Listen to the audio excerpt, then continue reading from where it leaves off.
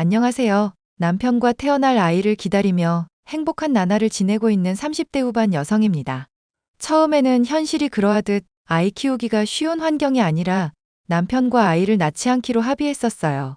하지만 2년 전 시댁과 인연을 끊고 마음의 안정을 되찾으니 온전한 내 가족을 갖고 싶더라고요.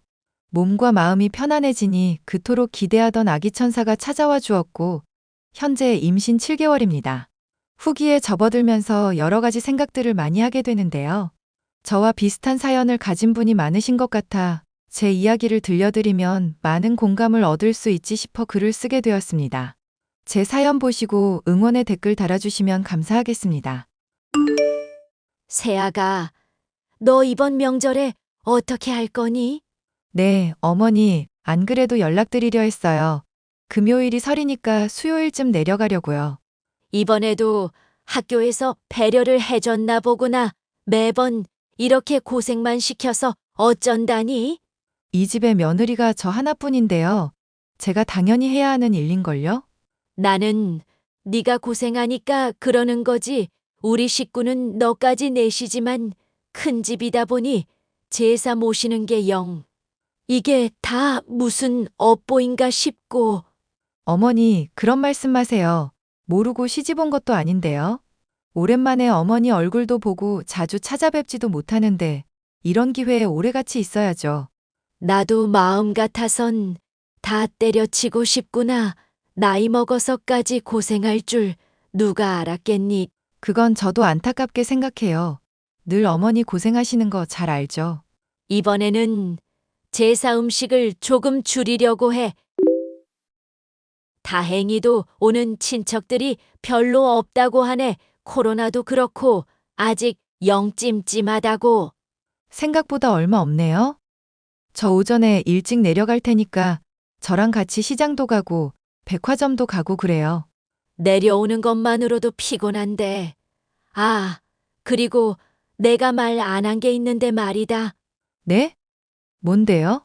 이번에 진수가 결혼할 여자를 데리고 온다는데 인사만 하는 거라 대접할 필요는 없다는데 어떻게 해야 하니? 너야 워낙 우리랑 왕래가 잦았으니까. 명절에 오는 거면 그래도 어느 정도 대접은 해드려야 하지 않을까요? 상다리가 부러질 정도는 아니어도 식사는 해야죠. 제가 준비할 테니까 걱정하지 마세요. 그나저나 아주버님은 언제 만나신 거래요? 글쎄다 마음 잡고 공장 들어가더니 갑자기 결혼 이야기를 하지 뭐니. 아직 만나본 게 아니니 나도 가늠을 못하겠다. 그럼 그때 만나보면 알겠네요. 그때 내려가기 전에 연락 한 번 더 드릴게요. 쉬고 계세요. 오냐, 고맙다. 저는 대기업 법률 자문단으로 활동하고 있는 변호사인 남편과 7년 전에 결혼했어요. 남편에게는 위로형이 하나 있었는데 카페 사업을 하다 코로나로 인해 말아먹은 뒤 번번이 취업에 실패하다 작년에야 겨우 공장에 생산직 근로자로 취직하게 되었죠. 성격도 사업하던 사람이라 그런지 공과 사 구분하는 게 명확했고 똑부러지는 성격이었습니다. 시아버지는 남편이 어려서 사고로 돌아가셔서 시어머니 혼자 아들 둘을 키우셨어요. 시장에서 장사도 하셨다가 남의 집 가사 도우미 일도 하시면서 어렵게 자식들을 키우셨다는 프라이드가 대단하신 분이었습니다. 그래도 이것저것 재지 않고 욕심도 없는 다정다감한 분이셨죠. 저에게 늘 새아가라며 딸처럼 대해주셨거든요. 그런 저도 시어머니에게 최선을 다해서 효도를 하고자 노력했고 고부 갈등이란 건 존재하지 않았었어요. 하지만 아주버님이 결혼을 하시고는 분위기가 완전히 달라져 버리고 말았죠. 자기야, 바빠? 아니, 이제 점심 먹고 커피 한잔 하고 있어. 요 근래 쉬엄쉬엄 일하고 있는 중이야. 무슨 일 있어? 아니, 이번 추석에 형님도 오시겠지? 당연한 걸 왜 물어? 결혼하고 첫 명절인데 오겠지? 그렇지? 그럼 내가 연락해서 어떻게 할 건지 물어봐도 실례 아닌 거겠지? 왜? 어색해? 좀 그렇지. 지난 설에 인사 오고 나서 갑자기 혼인신고하고 결혼식하고 따로 만난 적도 없잖아. 그건 그렇네. 번호는 알아? 응, 어머님이 알려주셨어. 그래도 같은 며느리들인데 내가 동서니까 먼저 연락하는 게 예의겠지? 예의랄 것까지야. 필요하니까 연락하는 거지 뭐. 쓰잘데기 없는 걸로 하는 것도 아닌데. 그리고 이참에 서로 안부도 묻고 하면 되지. 이게 뭐라고 떨리는지 참. 일단 내가 연락해 볼게. 알겠어. 이따가 퇴근하고 봐요. 안녕하세요, 형님. 저 최경이라고 합니다. 동서예요. 아, 네. 어쩐 일이에요? 이번 명절 때문에 연락드렸어요. 결혼하시고 따로 연락 못 드려서 죄송해요. 그리고 말씀 편하게 하세요. 그래. 내가 형님이니까 그래도 되지? 근데 명절에 왜? 이번 명절에 어떻게 하실 건가 해서요. 뭘 어떻게 해? 명절이 그냥 명절이지 뭐. 설마 나보고 음식하라 이런 건 아니지? 아, 그럼 명절 당일에 내려오시나요? 그동안 어머님이랑 명절 전에 만나서 밥도 먹고 음식 준비도 하고 그랬거든요. 그래서? 나보고 지금 시집살이 하라는 거야? 아니요, 그런 뜻이 아니라요. 오해하셨으면 죄송한데 지금까지 그렇게 해와서 명절에 어떻게 하실 건지 여쭤본 거예요. 결혼하시고 첫 명절이기도 하고. 요즘 시대에 누가 시댁에 틀어박혀서 음식을 해. 우리 부부는 해외여행 일정 잡아놔서 못 가. 동서가 늘 음식해왔다며? 아, 그러시구나. 여행도 다니시고 좋네요. 비꼬는 거 아니지? 어머님한테도 죄송하다고 용돈 200만 원 보내드렸어. 안 그래도 동서 계좌 물어보려고 했는데 계좌 좀 불러봐. 제 계좌는 왜요? 그냥 여행 가버리면 욕할 거잖아. 뒷말 안 나오게 수고비라도 주겠다 이거야. 그럼 동서도 불만 없을 거고. 어머니는 용돈 드리니까 좋아하시던데. 형님, 지금 돈으로 뭘 어떻게 하시려는 거예요? 기분이 조금 그렇네요. 아니, 동서는 사람이 왜 이렇게 날이 섰어. 그냥 용돈 받는다고 생각하면 되지. 아무튼 이번 명절에 고생 좀 해. 일단 알겠어요. 여행 잘 다녀오세요. 솔직히 형님이라고는 하지만 나이도 저보다 3살이나 어리고 집안도 빵빵해서 주눅이 들었던 건 사실입니다. 하지만 믿었던 시어머니마저 고작 돈에 꼬드김 당하고 언제 그랬냐는 듯이 저를 남처럼 대하시더라고요. 매번 곤란한 일이 있을 때면 형님은 늘 돈으로 해결하려는 성향이 강했고 어머니도 평생 고생만 하셔서 그렇게 여유로웠던 적은 없었으니 돈에 홀리셨던 겁니다. 결국 첫 명절은 고사하고 그 뒤로도 형님은 매번 명절에 용돈을 보내오며 정작 본인은 얼굴도 안 비췄어요. 명절 전 후로 해서 주말에 식사 한번 하고 안부차 연락 주고받고 그게 전부였습니다. 저는 중학교에서 기술과정 과목을 가르치는 교사예요. 형님은 아주버님이 다니는 회사 오너의 딸이었고 재벌까지는 아니지만 재력이 상당한 집안이었고요. 무력에 눈이 먼 시어머니가 어느 순간 저와 형님을 사사건건 비교하기 시작했고 그 스트레스는 고스란히 저에게 다가왔습니다. 예. 이번에 내 생일에 내려올 거니? 어머니, 죄송해요. 이번에 시험 기간이고 학교에 일이 있어서 생일 전주에 뵈러 가야 할 것 같아요. 나도 이번에 프로젝트 맡은 게 있어서 못 가. 경이랑 이번 주 주말에 내려갈게. 그리고 나 일요일에 출근해야 해서 토요일에 같이 점심 먹자. 뭐, 결국 내 생일엔 아무도 못 오는구나. 어머니, 형님이랑 아주버님은요? 걔네들이야 워낙 바쁘잖니.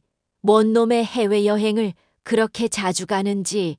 그리고 이번에 진수도 본사 부서로 옮겨서 출장도 가고 그런다는데 못 온다는구나.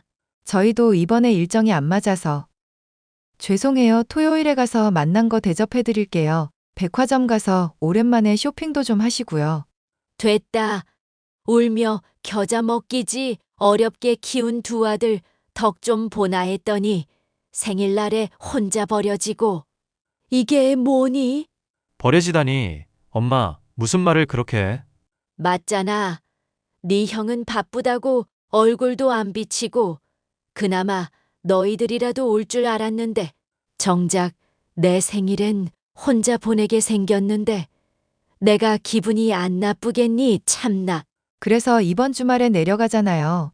미리 용돈도 보내드릴 테니까 기분 좀 푸세요. 용돈 네가 얼마나 보내줄 건데. 큰애는 늘 200만 원 정도는 보내던데. 근데 선생 월급 얼마 안 되는 거 아니냐? 어머니 걱정하지 않으셔도 돼요. 매달 200만 원은 아니지만 저희가 힘 닿는 대로 드릴게요. 이 사람도 프로젝트 끝나면 수당 들어오고 해서 목돈 생겨요. 목돈이라고 해봤자 푼돈이겠지. 선생질하면서 얼마나 번다고 그러니? 이번 기회에 큰애 좀 본받아라. 어제 큰애가 500만 원 보내왔더라. 500만 원? 무슨 일로? 왜긴 나 옷이나 필요한 거 사고 나머지는 용돈 하라고 준 거지. 네? 형님이 그렇게 많이 주셨어요? 우리 형님 능력자시네요. 어머님 기분 좋으시겠어요. 그렇다마다 돈이 많아지니까 마음의 여유도 생기네. 작은애, 너도 이참에 그 선생질 때려쳐라. 그게 무슨 말이야? 여자는 남편 내조 잘해주는 게 제일이야. 너도 큰애처럼 돈 걱정 없이 살았으면 고생은 안 해도 되잖니? 나중에 그만두고 싶을 때 그만둘게요. 기술가정, 그게 뭐 대수라고. 국어, 영어, 수학, 과학이 괜히 있는 게 아니야. 엄마, 그런 소리 하는 거 아니야. 어디서 무슨 소리를 들었는지는 모르겠는데 갑자기 사람이 이렇게 변하면 안 되는 거지. 그동안 솔직히 경희가 고생 많이 했는데 엄마가 고생했다는 말 해준 적 있어? 매번 명절마다 왜 우리만 고생해야 하는데? 그럼 일할 사람이 없는데 어떡하니? 늘 하던 사람이 해야 손에 익어서 준비도 빨리 하고 그러는 거지. 너는 남자라서 잘 몰라. 시어머니는 형님을 두둔하기까지 하며 저를 거의 식모로 대하시더라고요. 저도 학기 중 시험 기간, 수행평가 기간에는 눈코 뜰 새 없이 바쁩니다. 과목이 일반 과목이 아닌데 뭐가 그렇게 바쁘냐 하시겠지만 정말 바빠요. 아무튼 매번 명절, 가족 행사가 있을 때마다 형님은 시어머니에게 먼저 용돈을 보냈어요. 그래놓고는 할 말 없게 만든 다음에 해외여행을 간다든지 놀러 가기 일쑤였죠. 그러던 와중에 제가 아이를 갖게 되었고 배가 불러오면서 일을 하기가 어려워졌어요. 하지만 시어머니는 늘 하던 대로 저에게 일을 할 것을 강요하셨고 형님 또한 돈으로 모든 것을 무마시키려는 듯 했습니다. 결국 이리저리 몸고생 마음고생 혼자 다 하던 저는 임신 11주 차에 유산을 하고 말았습니다. 겨우 안정을 취하고 몇 개월의 시간이 흘렀고 설 연휴를 앞두고 있었죠. 왠지 이번에도 흐지부지 될 것 같아서 도저히 그냥은 못 넘어가겠더라고요. 저도 사람인지라 마냥 참고 있을 수만은 없었어요. 형님, 잘 지내셨어요? 동서 웬일이야? 아니, 2주 뒤면 설 명절이잖아요. 혹시 이번에도 못 오시는 거예요? 어머님이 정말 서운해하세요. 무슨 소리야? 어머님한테 미리 용돈 보내드렸어. 늘 하던 대로 하면 되잖아. 조용하다가 갑자기 왜 이래? 아직 몸 덜 추스린 거 아니야? 정신적인 충격이 크다던가. 에이, 저 이제 괜찮아요. 그나저나 이번에도 못 오신다는 거죠? 결국 또 저 혼자 해야 하네요. 뭘 그런 걸 물어? 동서도 따로 챙겨줘? 나 참, 그런 거라면 미리 말하지. 저 바라는 거 없어요. 아무튼 못 오시는 걸로 알게요. 그래, 잘 지내고. 형님, 안부차 연락드려요. 내일 모레 설인데 어머니한테 안부 연락은 드리셨죠? 아니, 왜 그래? 내가 그런 것도 안 할까봐? 도대체 날 어떻게 보는 거야? 아이 일터니 정신도 가출했어? 지금 이거 시짜짓 하는 거지? 네? 시짜짓이라뇨? 그리고 여기서 아이 이야기를 왜 해요? 안부차 연락드렸다잖아요. 아니, 그렇잖아. 안부차 핑계로 나 갈구려고 그러는 거 아니야? 돈 필요하면 말해. 아니, 말할 것도 없다. 내가 지금 동서 계좌로 3만 원 보냈으니까 이걸로 커피라도 사 먹어. 나 대신 수고 좀 해. 뭐라고요? 3만 원? 지금 이게 뭐 하는 짓이에요? 뭐 하는 짓이긴 수고비 주는 거지. 내가 지금 해외에서 돈을 좀 써서 이체할 수 있는 게 3만 원뿐이네. 난 풀빌라에서 여유를 좀 즐기는 중이라 그럼 수고해. 하, 진짜 어이가 없네. 이 미친년, 영원히 후회하게 해줄게. 뭐? 미친년? 동서 지금 말 다 했어? 3만 원 보냈다고 막 나가자 이거야? 내가 이거 캡처해서 어머니한테 이를 거야. 그러시던가요? 아이고, 무서워라. 그쪽은 여유인지 나발인지 마저 즐기세요. 뭐? 너 한국 가면 봐. 저는 참고 있던 화가 폭발하고 말았습니다. 그런데 운 좋게도 형님을 한 방에 보내버릴 수 있겠더라고요. 뭐라도 캐내려고 심부름 센터에 사람을 고용해서 형님의 뒷조사를 하는데 뒷조사한 내용이 어마어마했습니다. 아주버님 몰래 바람을 피우는 것도 모자라 회사 돈으로 온갖 사치를 부리고 있더라고요. 당연히 형님네 친정은 공장장 자리를 핑계로 뒷돈도 받아 챙기고 있었고 거기엔 아주버님도 가담해 있었고요. 저는 이 모든 증거를 가지고 명절 당일에 터뜨리기로 했습니다. 그런데 웬일인지 해외에서 휴가를 보내고 있던 아주버님 부부가 급히 한국으로 귀국한 거예요. 그리고는 명절 당일 새벽바람에 시댁에 온 거 있죠?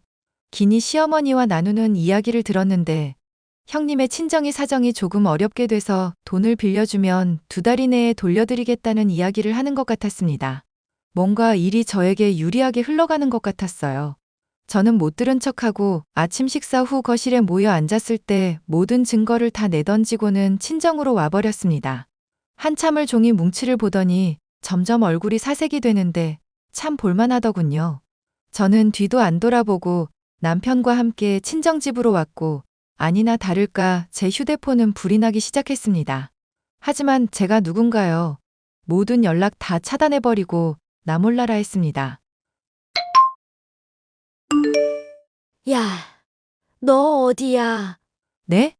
저요? 그래, 내 인연 우리 집안 말아먹고도 편히 살 줄 알았어. 니년 때문에 다 망하게 생겼다. 무슨 소리세요? 저 때문에 다 망하게 생기다뇨? 내가 모를 줄 알아? 우리 회사 지금 부도위기인 거 누가 익명으로 비자금 관련된 거 고발했다는데. 그거 동서가 뿌리고 간 증거들이잖아. 아니, 그러게 누가 그렇게 살래요? 내가 뭐라 했어요? 영원히 후회하게 해준다고 했죠? 너 당장 시댁으로 와라. 오늘 내가 단단히 버릇을 고쳐주마. 무슨 버릇이요? 어머니나 버릇 고치세요. 돈 욕심 없던 분이 돈 맛 알고 나니까 어떻게 사람이 그렇게 변해요? 제가 그동안 개고생하면서 뒷바라지 해드린 건 아무것도 아닌 건가요? 아니, 일할 사람이 너밖에 없는데 그게 그렇게 불만이었니? 아니요. 어머니가 인간적으로 절 대해주셨다면 제가 이렇게까진 안 했죠. 어머니도 형님이랑 똑같아요. 돈으로 뭐든지 해결하려고 하고. 예전엔 안 그러셨잖아요. 그리고 형님, 어린데도 제가 꼬박꼬박 대접해주니까 아주 제가 만만하죠? 지은 죄 달게 받으시고 행동거지 좀 똑바로 하세요. 남편 두고 딴 남자 만나지 말고요. 야, 이 미친년아. 너 내가 가만 안 둘 거야. 알아? 너 당장 현수랑 이혼해라. 너 같은 며느리 둘 생각 없다. 돈도 없고 거지 같은 게 어디서. 아, 네 알아서들 하세요.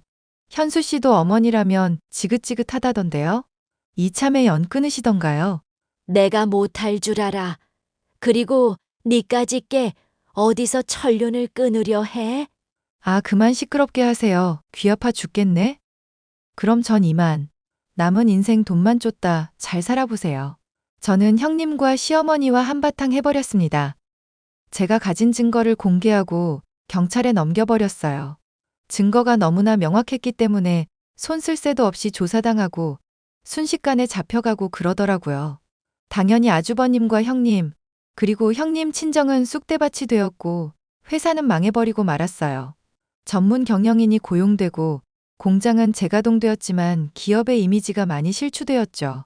자연스레 시어머니도 돈줄이 끊겼고 하나밖에 남지 않은 자식은 손절을 쳐버리니 이러지도 저러지도 못하더라고요.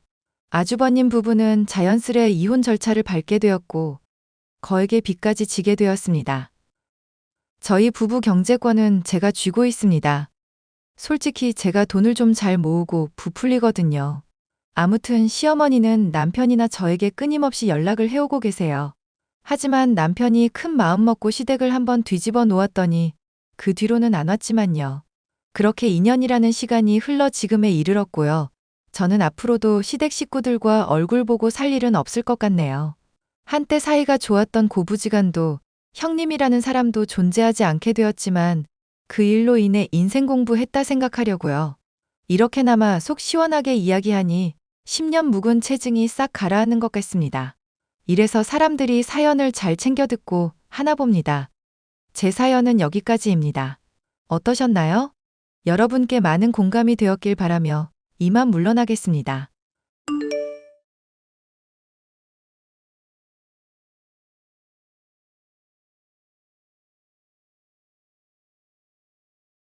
안녕하세요. 저는 30대 교사로 초등학교를 다니는 아들과 딸 아이의 엄마이기도 합니다.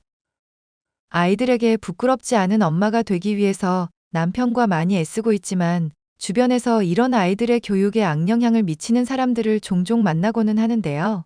제 시누이 또한 제가 마주치기 싫어하는 사람으로 허영과 교만이 하늘을 찌르는 사람이었습니다. 늘 저를 무시하던 시누이가 최근에 제게 어떻게 박살나게 됐는지 통쾌한 과정에 대해서 얘기를 해볼까 합니다. 시누이는 제가 남편과 결혼을 할 때부터 이상한 사람이라는 느낌을 확 받을 수 있었는데요. 동생이 결혼을 해서 다행이네. 이제 집안의 대를 이어줄 사람이 생겨서 다행이니까. 앞으로 잘 부탁해, 옳게. 네, 형님. 저야말로 너무 잘 부탁드려요. 그런데 마음에 걸리는 게 한 가지 있던데. 결혼식장을 되게 조촐하게 잡았더라? 직업이 고등학교 교사라고 그랬었던가?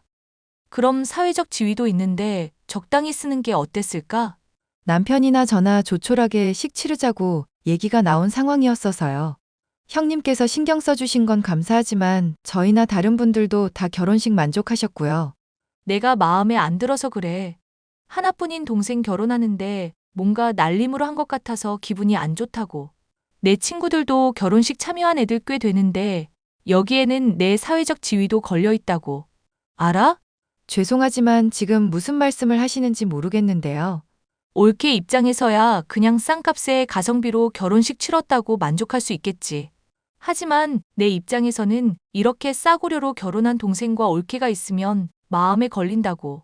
내 남편이 큰 골프장 운영하는 사업가인데 VIP들이 이 얘기 들으면 어떻게 생각하겠어? 그러니까 내가 남편한테 말해서 돈 보태준다고 할 때 받지 그랬어. 저는 남편한테 딱히 그런 얘기 못 들었네요. 아, 그래? 그럼 정우가 말을 안 했던 거구나. 내가 올케 결혼할 때 1억 정도 보태주려고 얘기 꺼내니까 아주 질색을 하더라고. 그런데 사실 형님께서 그렇게 말씀하신 거 감사한 일이지만 저도 아마 거절은 했을 것 같아요. 조촐하게 치르기로 했고 저희 분수에 맞게끔 쓰자고 생각을 하고 있었거든요. 아무래도 과소비를 하다 보면 점점 사람이 돈 쓰는 거에 중독되고 낭비하게 되잖아요. 올케, 지금 말을 좀 이상하게 한다? 결혼식 치르는 동안 뭐 이상한 거라도 주워 먹었어? 얘길 들으면 꼭 내가 과소비하고 사람들한테 사치 부리는 사람인 것 같네? 아니요, 형님께서 그렇다는 말이 아니라 제 기준에 과한 돈은 쓰기가 좀 마음에 걸린다는 거죠. 지금 말한 얘기가 바로 그 얘기 아냐? 동생이랑 결혼했다고 호의로 대해줬더니 사람을 무슨 졸부 취급을 하네? 아, 그래.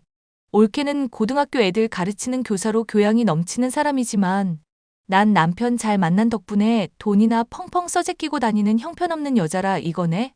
저는 그렇게 말씀드린 적 없는데요. 형님, 전 단지 검소한 게 제 취향이고 좋아서 그런 거예요. 위선 떨지 마, 올케. 앞으로 내가 지켜볼 테니까 내 성질 안 건들게 조심하고. 이번은 내가 그냥 좋게 넘어갈 테니까 말대꾸 하지도 말고. 호의를 거절했을 뿐인데 무슨 자격지심이라도 있는 사람처럼 자기가 교양이 없다는 둥 별의별 말을 다 하면서 절 나쁜 사람 취급을 하는 시누이. 이때부터 결이 안 맞는다 싶은 사람이었는데 가족 모임을 하고 나면 항상 제게 시비를 거는 게 일상이었습니다. 올케. 학교 선생님은 나중에 연금 같은 것도 따로 받을 수 있다며. 그거 다 합치면 한 10억 정도 되고 그러나? 아니요, 뭐 그렇게까지는 안 되죠. 나중에 애들 대학 보내고 집 장만해주고 이러면 열심히 저축해야 하는 상황이에요. 저나 남편이나 월급 받는 처지니까. 에이, 내가 또 한 소리 할까봐 지레 겁먹기는.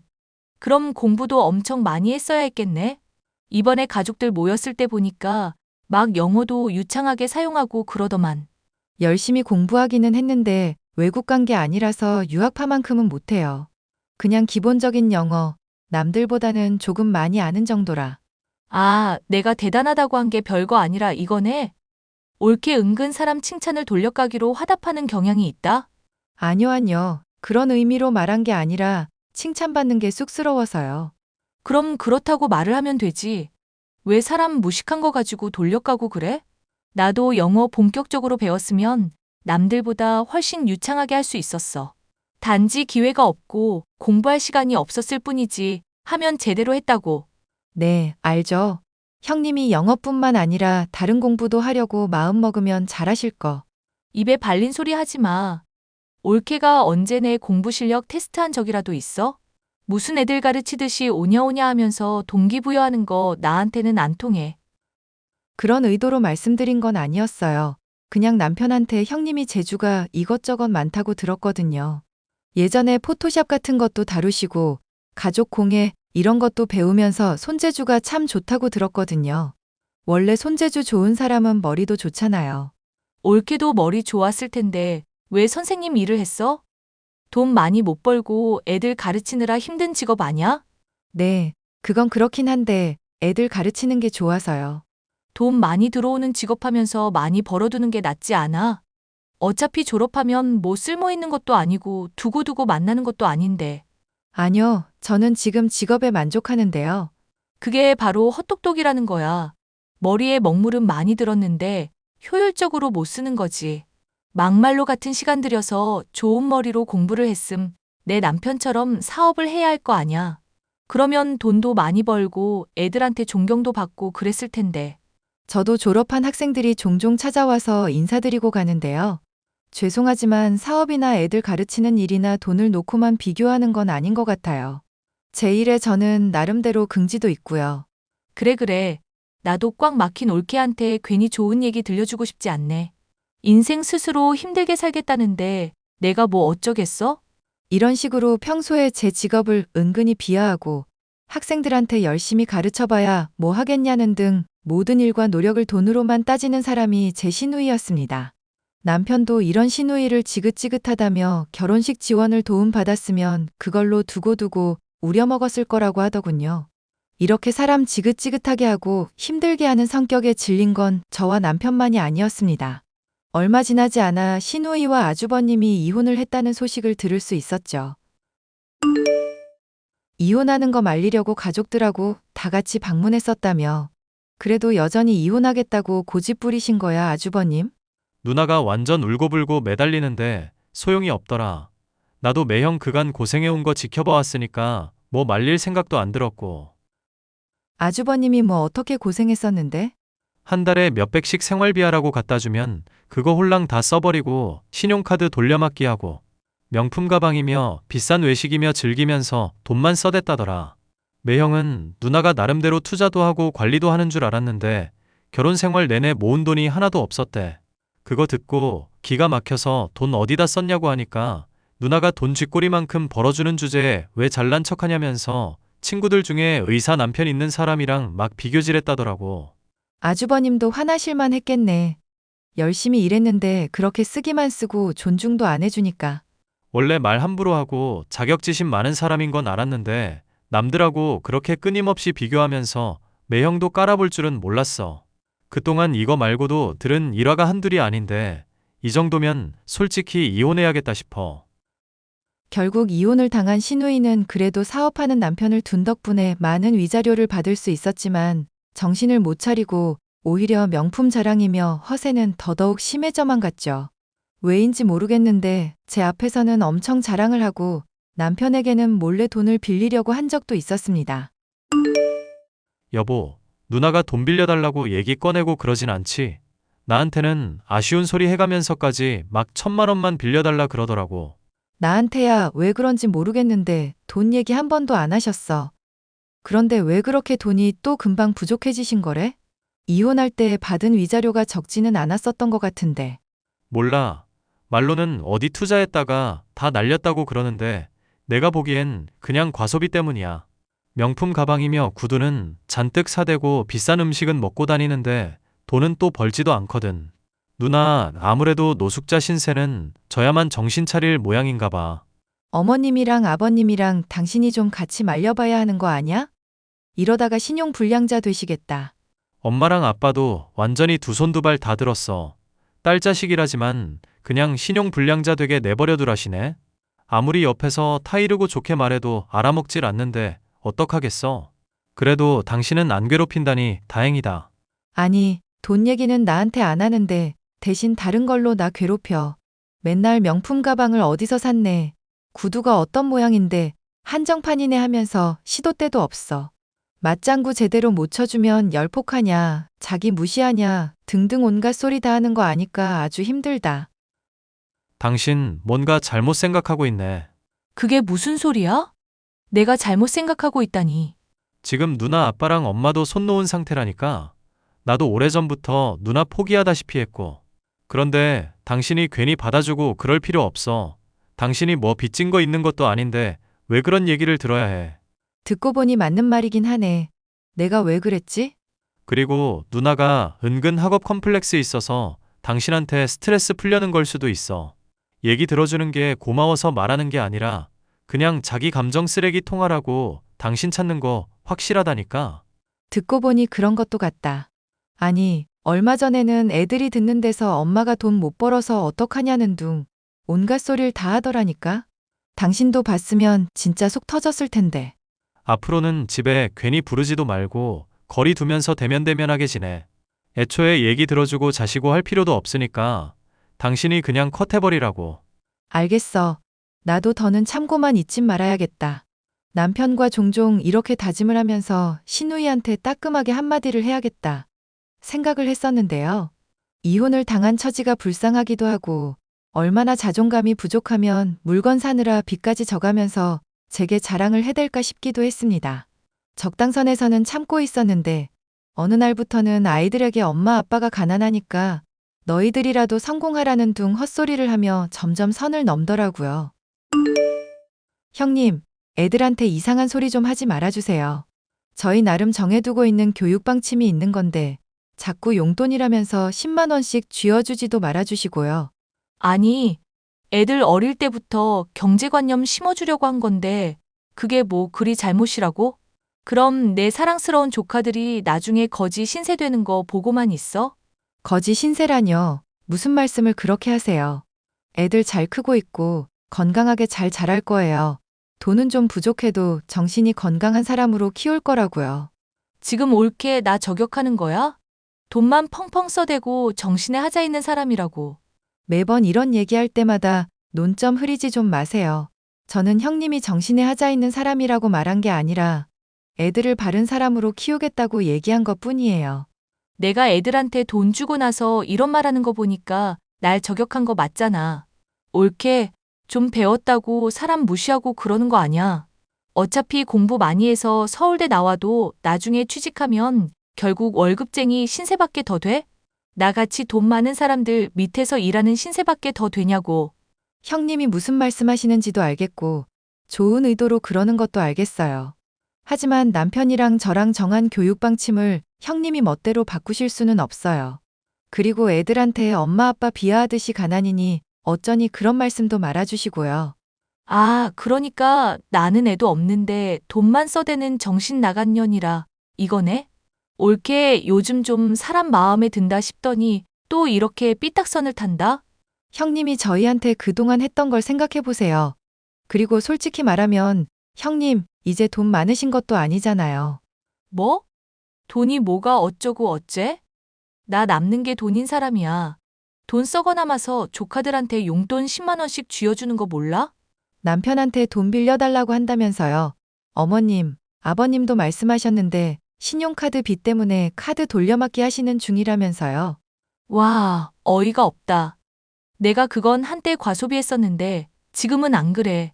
부자는 망해도 3년은 가는 거 알고 있지?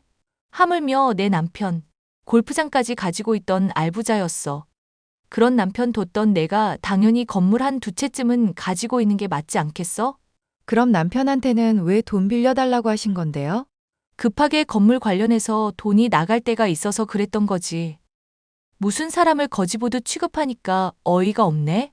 나 없는 돈까지 빌려가면서 허세 부리는 사람 아냐. 올케가 거지처럼 산다고 남까지 거지처럼 취급하지 말아줬으면 좋겠네. 저는 거지 취급한 적 없고 제가 거지라고 생각한 적도 없는데요. 오히려 돈 좀 있다고 사람 무시하는 쪽이 더 문제 있는 거 아닐까요? 돈 문제 신경 안 쓴다 해놓고 결국 옳게도 나 공격한 건 돈 아니었어? 결국 똑같은 속물이면서 위선 떠는 옳게보다야 내가 100배는 낫고 진실된 사람이지. 하여튼 이래서 헛똑똑이들은 안 된다니까. 아, 그럼 형님은 항상 진실된 사람이라 이거네요? 당연하지. 멀쩡히 달려있는 똑똑한 머리 어디다 쓰고 그런 멍청한 질문을 해? 그럼 형님이 쓰시는 물건들 중에 가품은 하나도 없이 다 진짜겠네요? 그러니까 왜 자꾸 그렇게 멍청한 질문을 하냐고. 나는 가짜 취급 안 해. 진짜만 취급하지. 돈 쓸 때는 할인 적립 이런 것도 안 해. 왜? 거지같이 몇백 원에 벌벌 떠는 올케랑은 다르게 진짜 부자거든. 제가 보기에는 신우이가 어떻게든 제게 말싸움을 이기려고 거짓말을 하는 것처럼 보였죠. 저는 제가 한때 가르쳤었던 제자에게 신우이의 말이 진실인지 아닌지를 파악해보기로 했습니다. 신우이가 SNS며 프로필에 올린 사진들을 전송하면서 진짜인지 가짜인지를 알려달라고 부탁을 해보았는데요. 선생님, 신우이 분이 올린 사진들이며 물건들 이거 죄다 가짜인데요. 진짜처럼 보이려고 택이며 마감이며 직접 좀 손보기는 한 것 같은데 자세히 보면 다 티가 나요. 그래? 그게 왜 가짜인 거야? 내가 보기에는 진짜 같아 보이는 것 뿐이던데. 이거 다 설명을 드리기 어려운데 혹시 왜 가품인지 진품인지 알려 하시는 걸까요? 아니, 내 시누이가 명품 가방이며 구두 같은 걸로 자랑하면서 우리 애들 교육 안 좋은 말들 아무렇지 않게 하는 사람이거든. 내가 어지간하면 참으려고 하는데 자꾸 이 사람이 선을 넘잖아. 내 교사 직업도 비하하고 제자들 가르쳐봤자 하등 쓸모없다. 이러면서 제가 일하는 직장에서도 그런 사람들 있어요. 돈은 많은데 마음이 빈곤한 사람. 솔직히 선생님 말씀만 들으면 되게 본인이나 남들이나 힘들게 하는 분 같네요. 하여튼 그렇게 됐으니까 가품이나 명품 구분하는 방법 좀 알아둘까 해서 본인이 나보고 위선자라고 하면서 자기는 늘 진짜만 쓰고 진실된 사람이라잖아. 그럼 가품 같은 거 밝혔을 때 어떻게 당황하나 보고 싶기도 하고. 사진으로는 사실 잘 구분이 안 될 수도 있는데 나중에 한번 지갑 같은 거 안쪽도 살펴보세요. 필기체 흐릿하게 되어 있거나 각인 같은 거 없으면 가품이거든요. 그리고 코드 같은 것도 이상한 번호 나열되어 있는지 확인해 보시고요. 내가 그런 거 다 알아볼 수 있을까? 구분 힘든 것도 있기는 한데 워낙 가품들이 많아서 이 중에 몇 개만 밝혀도 할 말 없게 만드실 수 있겠네요. 저는 결국 제자에게 부탁해 가품을 구별하는 방법을 익혔고 신우이의 집에 놀러 갔을 때 물건들 대부분이 가짜라는 것도 알 수 있었습니다. 제게는 엄청 돈이 많은 것처럼 굴어놓고 집에 있는 물건들 중에 가짜가 아닌 게 없을 정도로 궁하다는 게 한심하면서도 안쓰럽기도 했죠. 하지만 이런 사람이 제 아이들에게까지 이상한 가치관을 주입하며 악영향을 미치는 걸 더는 보고 있을 수만은 없었습니다. 올케, 이거 봐. 이번 이태리 가서 명품 좀 뽑았어. 올케는 이런 거 구경도 못 해봤지? 하긴 여행 가는 것도 간당간당한 교사니까 뭐 명품 가방은 쓰지도 못하겠다. 솔직히 말씀드려도 될까요? 그런 건 저도 안 가져요. 으이구, 또 허세 부린다. 허세. 이게 얼마짜리인 줄이나 알고 그러는 거야? 솔직히 비싼 물건이 품질도 좋은 거 몰라? 당연히 비싼 물건 저도 좋아는 하죠. 그런데 그게 싫다는 건 다 가짜라서 안 가진다는 뜻이었어요. 이제 하다 그런 식으로 남을 까내리는 거야? 아, 진짜 구질구질하다 못해 안쓰럽기까지 하다. 지갑 안쪽에 각인도 없고 택번호도 제작 시기를 뜻하는 건데 완전 이상하게 되어 있던데요. 시계도 명품이라고 해놓고 완전 무게도 가볍던데. 이거 말고도 하나하나 다 가짜인 이유들 알려드릴까요? 올케가 그걸 어떻게? 아이고, 당황하셔서 이제 거짓말하는 것도 잊어먹으셨나 보다. 그야 형님이 쓸모없다던 제자 인맥 좀 동원해봤죠. 아니, 어떻게 그렇게 가품을 가지고 잘난 척을 하실 수가 있어요? 저라면 창피해서 절대 그렇게 못했을 텐데. 올케, 이거 남들한테는 절대 말 안 할 거지? 내 사회적 지위도 있는데 제발 부탁 좀 할게. 응? 죄송하지만 그렇게 명품 사들이는 척하면서 남들한테 돈 뜯어내고 이런 걸 보고 사기라고 그래요. 제 가족들부터 일가 친척분들까지 죄다 알려야겠으니까 그렇게 아세요. 옳게. 내가 미안. 내가 잘못했어. 앞으로 옳게 애들 교육에 절대 참견 안 할게. 지금 그것 때문에 나한테 화난 거 맞잖아. 응? 솔직히 형님을 위해서라도 이건 다 알려야 될 일이라고 생각해서요. 죄송하지만 저는 누구처럼 위선 떨거나 거짓말하기 싫어하는 성격이거든요. 옳게. 제발. 내가 잘못했다잖아. 나 남편한테도 이렇게 안 빌었어. 저는 시누이가 그간 해왔던 거짓말들을 다 까발렸습니다. 가족들이며 친척들이며 놀라긴커녕 그게 당연하다는 식으로 받아들이는 걸 보니 시누이가 그간 해왔던 행실을 충분히 짐작할 수 있을 정도였죠. 시누이는 그 뒤로도 여전히 정신을 못 차리고 돈을 펑펑 써대다가 지금은 신용불량자가 되어 파산 신청을 준비 중이라고 하는데요. 그 와중에도 여전히 정신을 못 차리고 사채빚을 내어 사치를 부리는 걸 보면 아직도 인간이 되려면 한참은 멀었다 생각이 들 뿐입니다. 아이들의 교육을 위해서라도 거리를 두고 무슨 일이 있든지 절대 신경도 쓰지 않을 생각이에요. 사연 끝까지 들어주셔서 감사합니다.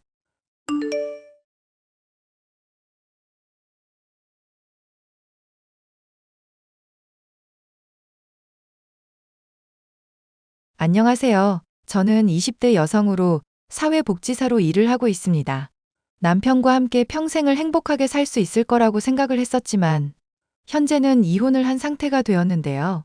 마마보이인 남편의 어떻게든 사람을 부려먹으려는 속물 시어머니로 인해 결혼 생활이 행복하지 않으니 도저히 견딜 수가 없더라고요. 아이를 잘 낳아 평생 행복하게 살아가고 싶던 제가 이혼이라는 결론에 이르기까지의 과정에 대해 말을 해볼까 합니다. 아가, 이제부터 한 집에 살게 됐으니까 조금 불편하더라도 서로 배려하자꾸나. 너희 자기 집 장만할 때까지는 내 집에서 머물면서 적당히 손만 거들면 된다.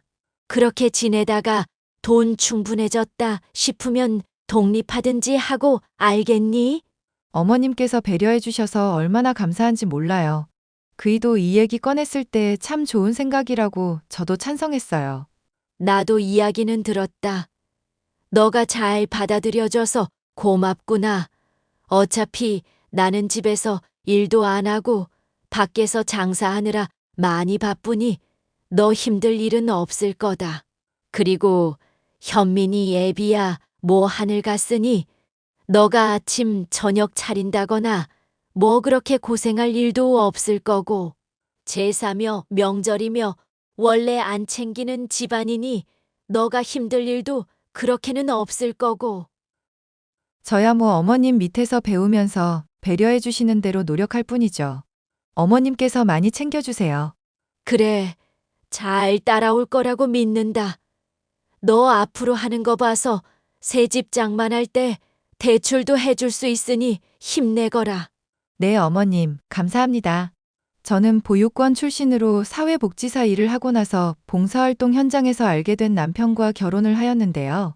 조금 우유부단하고 기가 약하기는 해도 착한 사람이라 사귀고 나중에는 결혼까지 하게 되었습니다. 그리고 결혼을 하고 가정 형편이 좋지 않아 함께 지내게 된 시어머니 역시도 좋은 사람이라고 생각을 했었죠. 하지만 이것은 저의 착각에 불과했습니다. 여보, 앞으로는 나 아침밥이랑 저녁 좀 꼭 차려줘야 할 것 같은데. 아침이랑 저녁? 지금도 잘 차려주고 있잖아. 아니, 콩나물국에 이것저것 반찬들 포함해서 차려달라는 얘기지. 나야 뭐 괜찮은데 엄마가 나 회식 짰다고 해장할 수 있는 콩나물국은 꼭 먹으라고 해서. 그걸 왜 당신을 시켜서 말씀하셔? 어머님이 직접 하셔도 될 텐데. 당신한테 내가 남편으로서 권위를 못 세운다고 생각하시나 봐.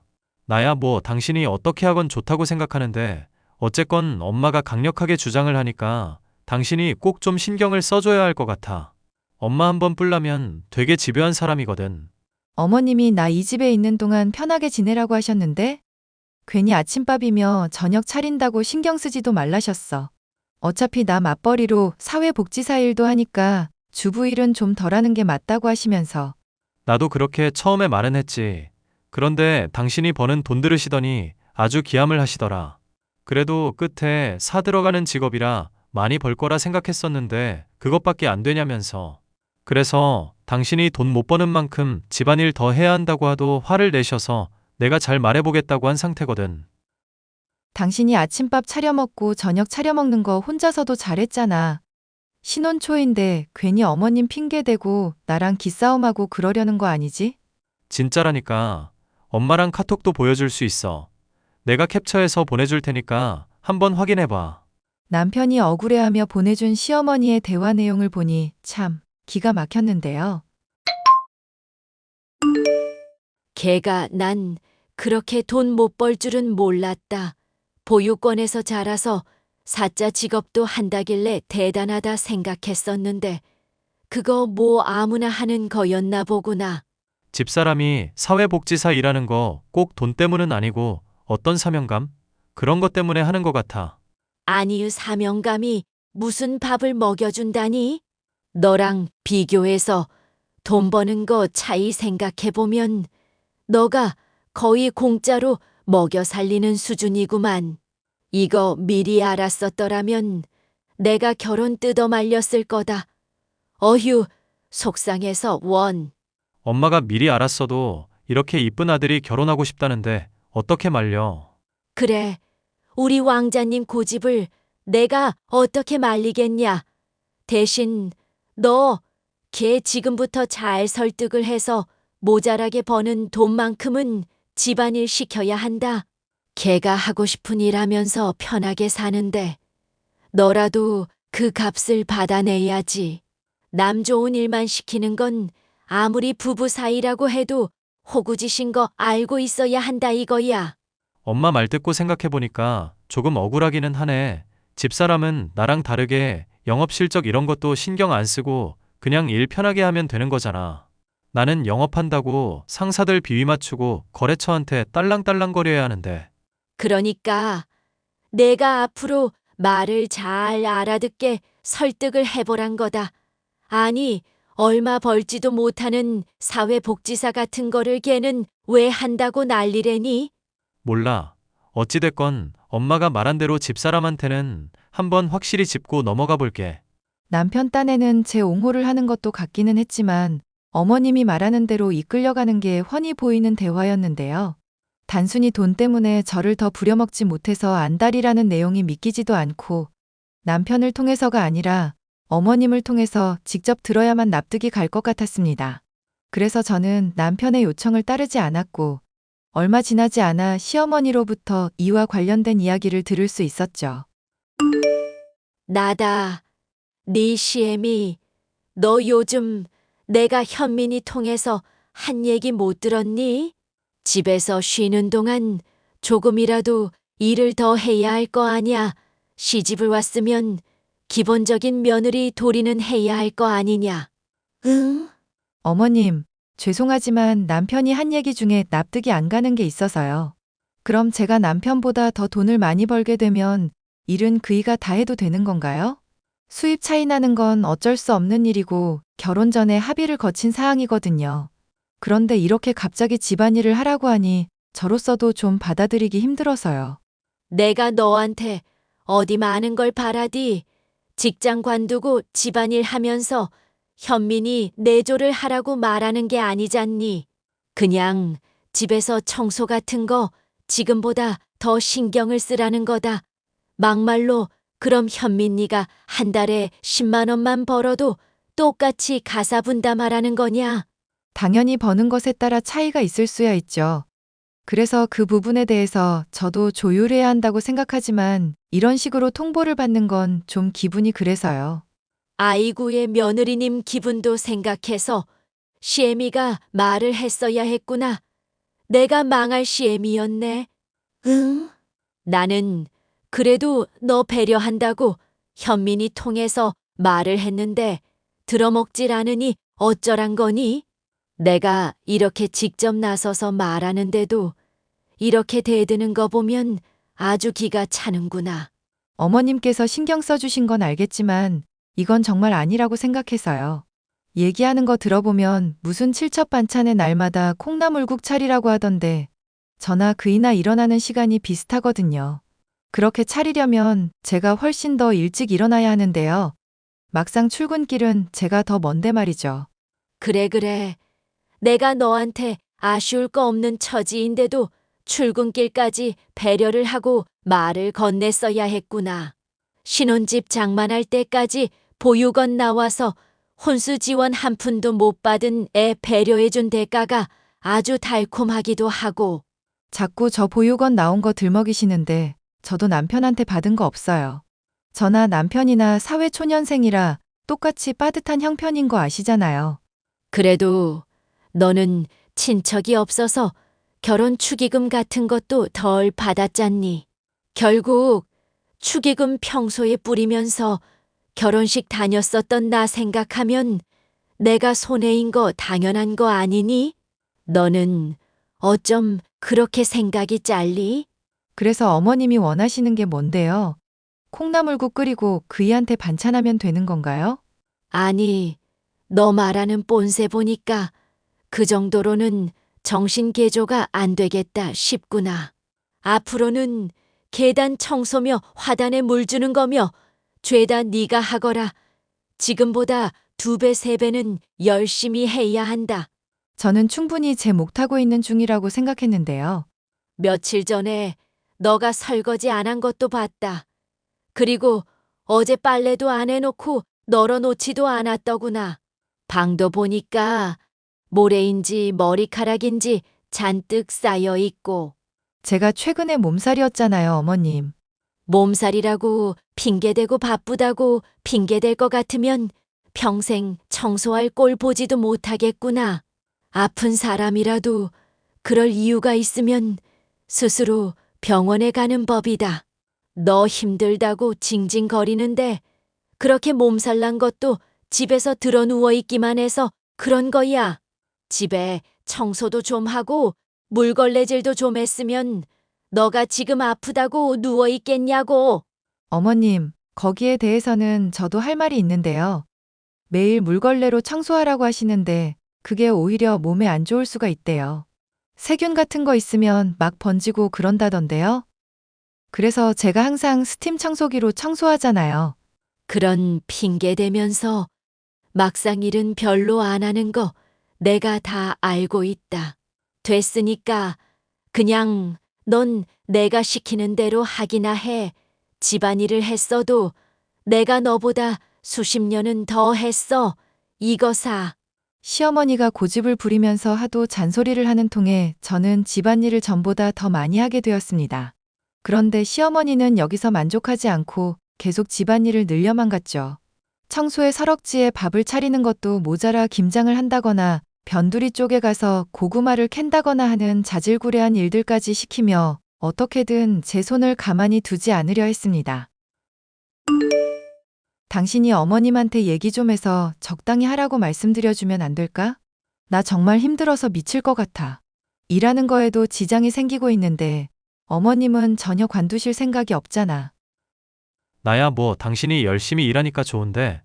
그리고 막말로 당신이 이렇게 엄마 집에 머물면서 월세 같은 거 내는 것도 아니잖아. 뭐? 갑자기 그게 무슨 소리야? 월세라니? 아니, 월세로만 따져도 서울에서 지내면 방값이 얼마냐. 여기 또 역세권이라서 이만한 평수에서 지내려고 하면 돈 꽤나 깨질 텐데. 그런 거 다 아끼면서 지내는 거니까 집에서 추가로 일하는 것 정도는 감수해야지. 어머님한테 뭐 또 이상한 얘기라도 들었나 봐 당신? 정말 말도 안 되는 소리를 아주 당연하게 하네?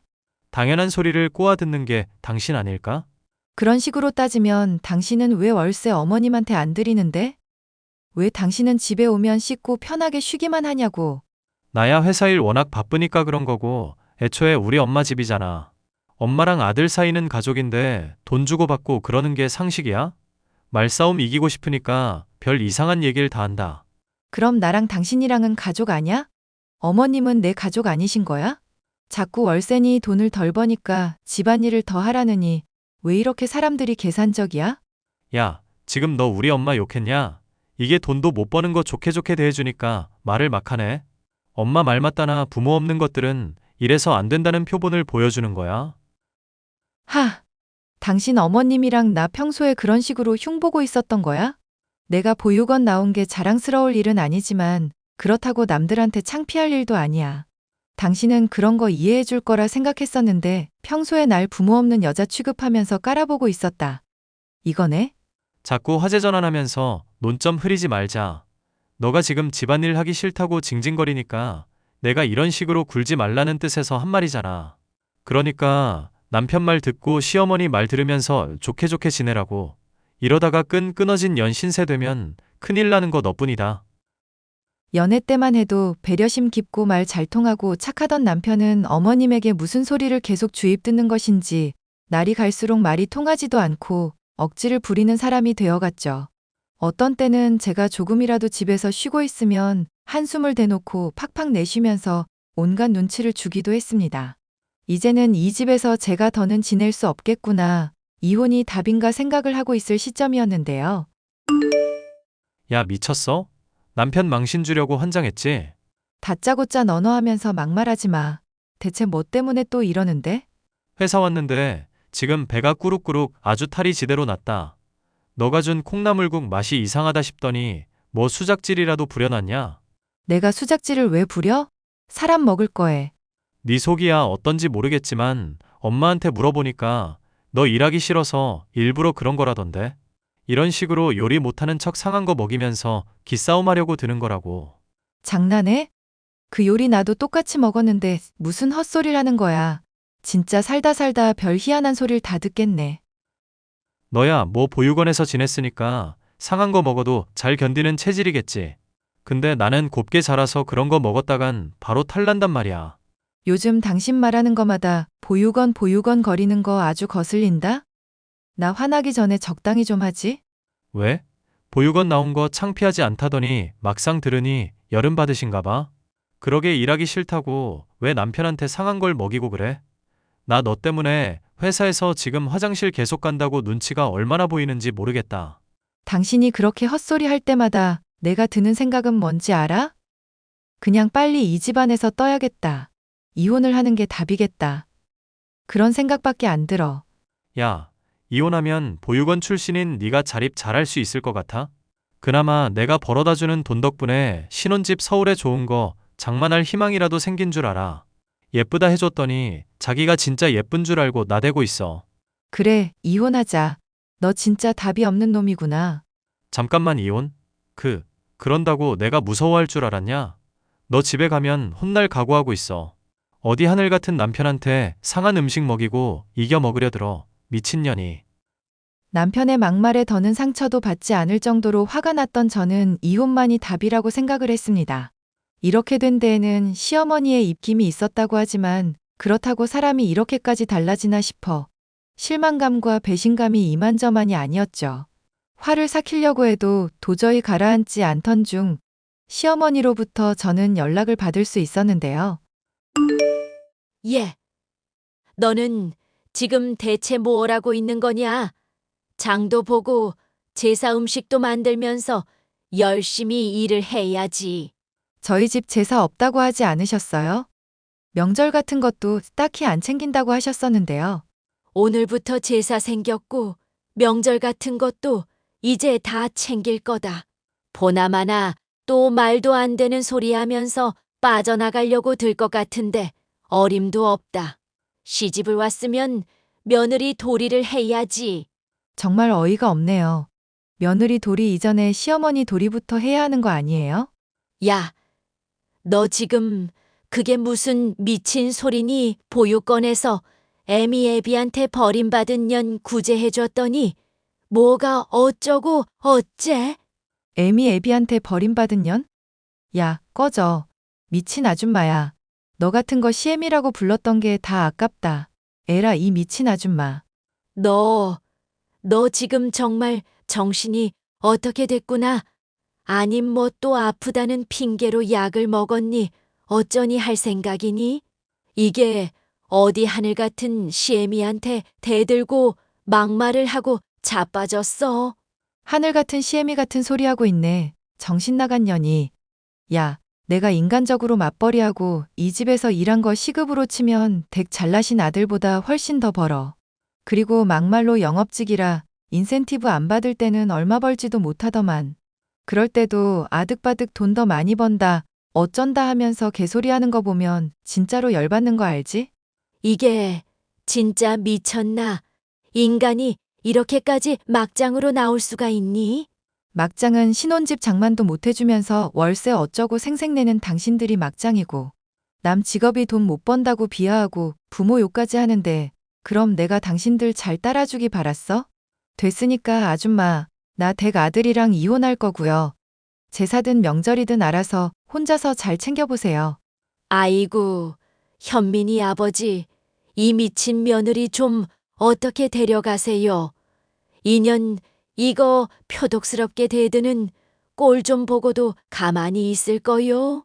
아주 꼴값을 떤다. 어휴, 정신 나가서는 마마보이 아들이나 기르는 아줌마답네. 진짜 애미가 없는 년들 수준 잘 봤구나.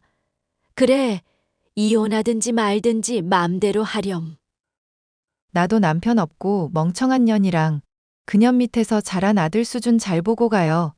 차라리 보육원에서 부모 없이 자란 사람이 훨씬 낫구나 체감했고요. 인연이 정말 머리채가 뜯기고 싶어? 와서 덤비시든가. 미친 아줌마야. 뒤딜 생각하지 않고 질러버렸고, 저의 말 한마디 한마디에 발작하는 시어머니의 모습은 아주 통쾌했죠. 저는 그렇게 마마보이 남편과 이혼을 하고 잔소리에 속물근성 가득한 시어머니로부터도 벗어날 수 있었는데요. 현재 전 남편은 저와 이혼하고 나서는 은근슬쩍 직장에 찾아오기도 하고 메시지로 연락을 보내면서 힘들면 사과를 하라는 식으로 헛소리를 하고 있습니다. 저와 이혼한 뒤로는 술을 마시고 취한 목소리로 몇 번이나 울며 재결합을 하자는 둥 질질 짜고 있는 꼴을 보니 참 답이 없구나 싶네요. 당장에야 뉘우치는 것처럼 보여도 그 밑바닥을 완전히 봤으니 앞으로도 쭉 상종하지 않을 생각입니다. 주위에 나쁜 사람들에게 시달리던 분들이 있으시다면 오늘 사연이 조금이나마 위안과 격려가 되었으면 좋겠습니다. 사연 끝까지 들어주셔서 감사합니다.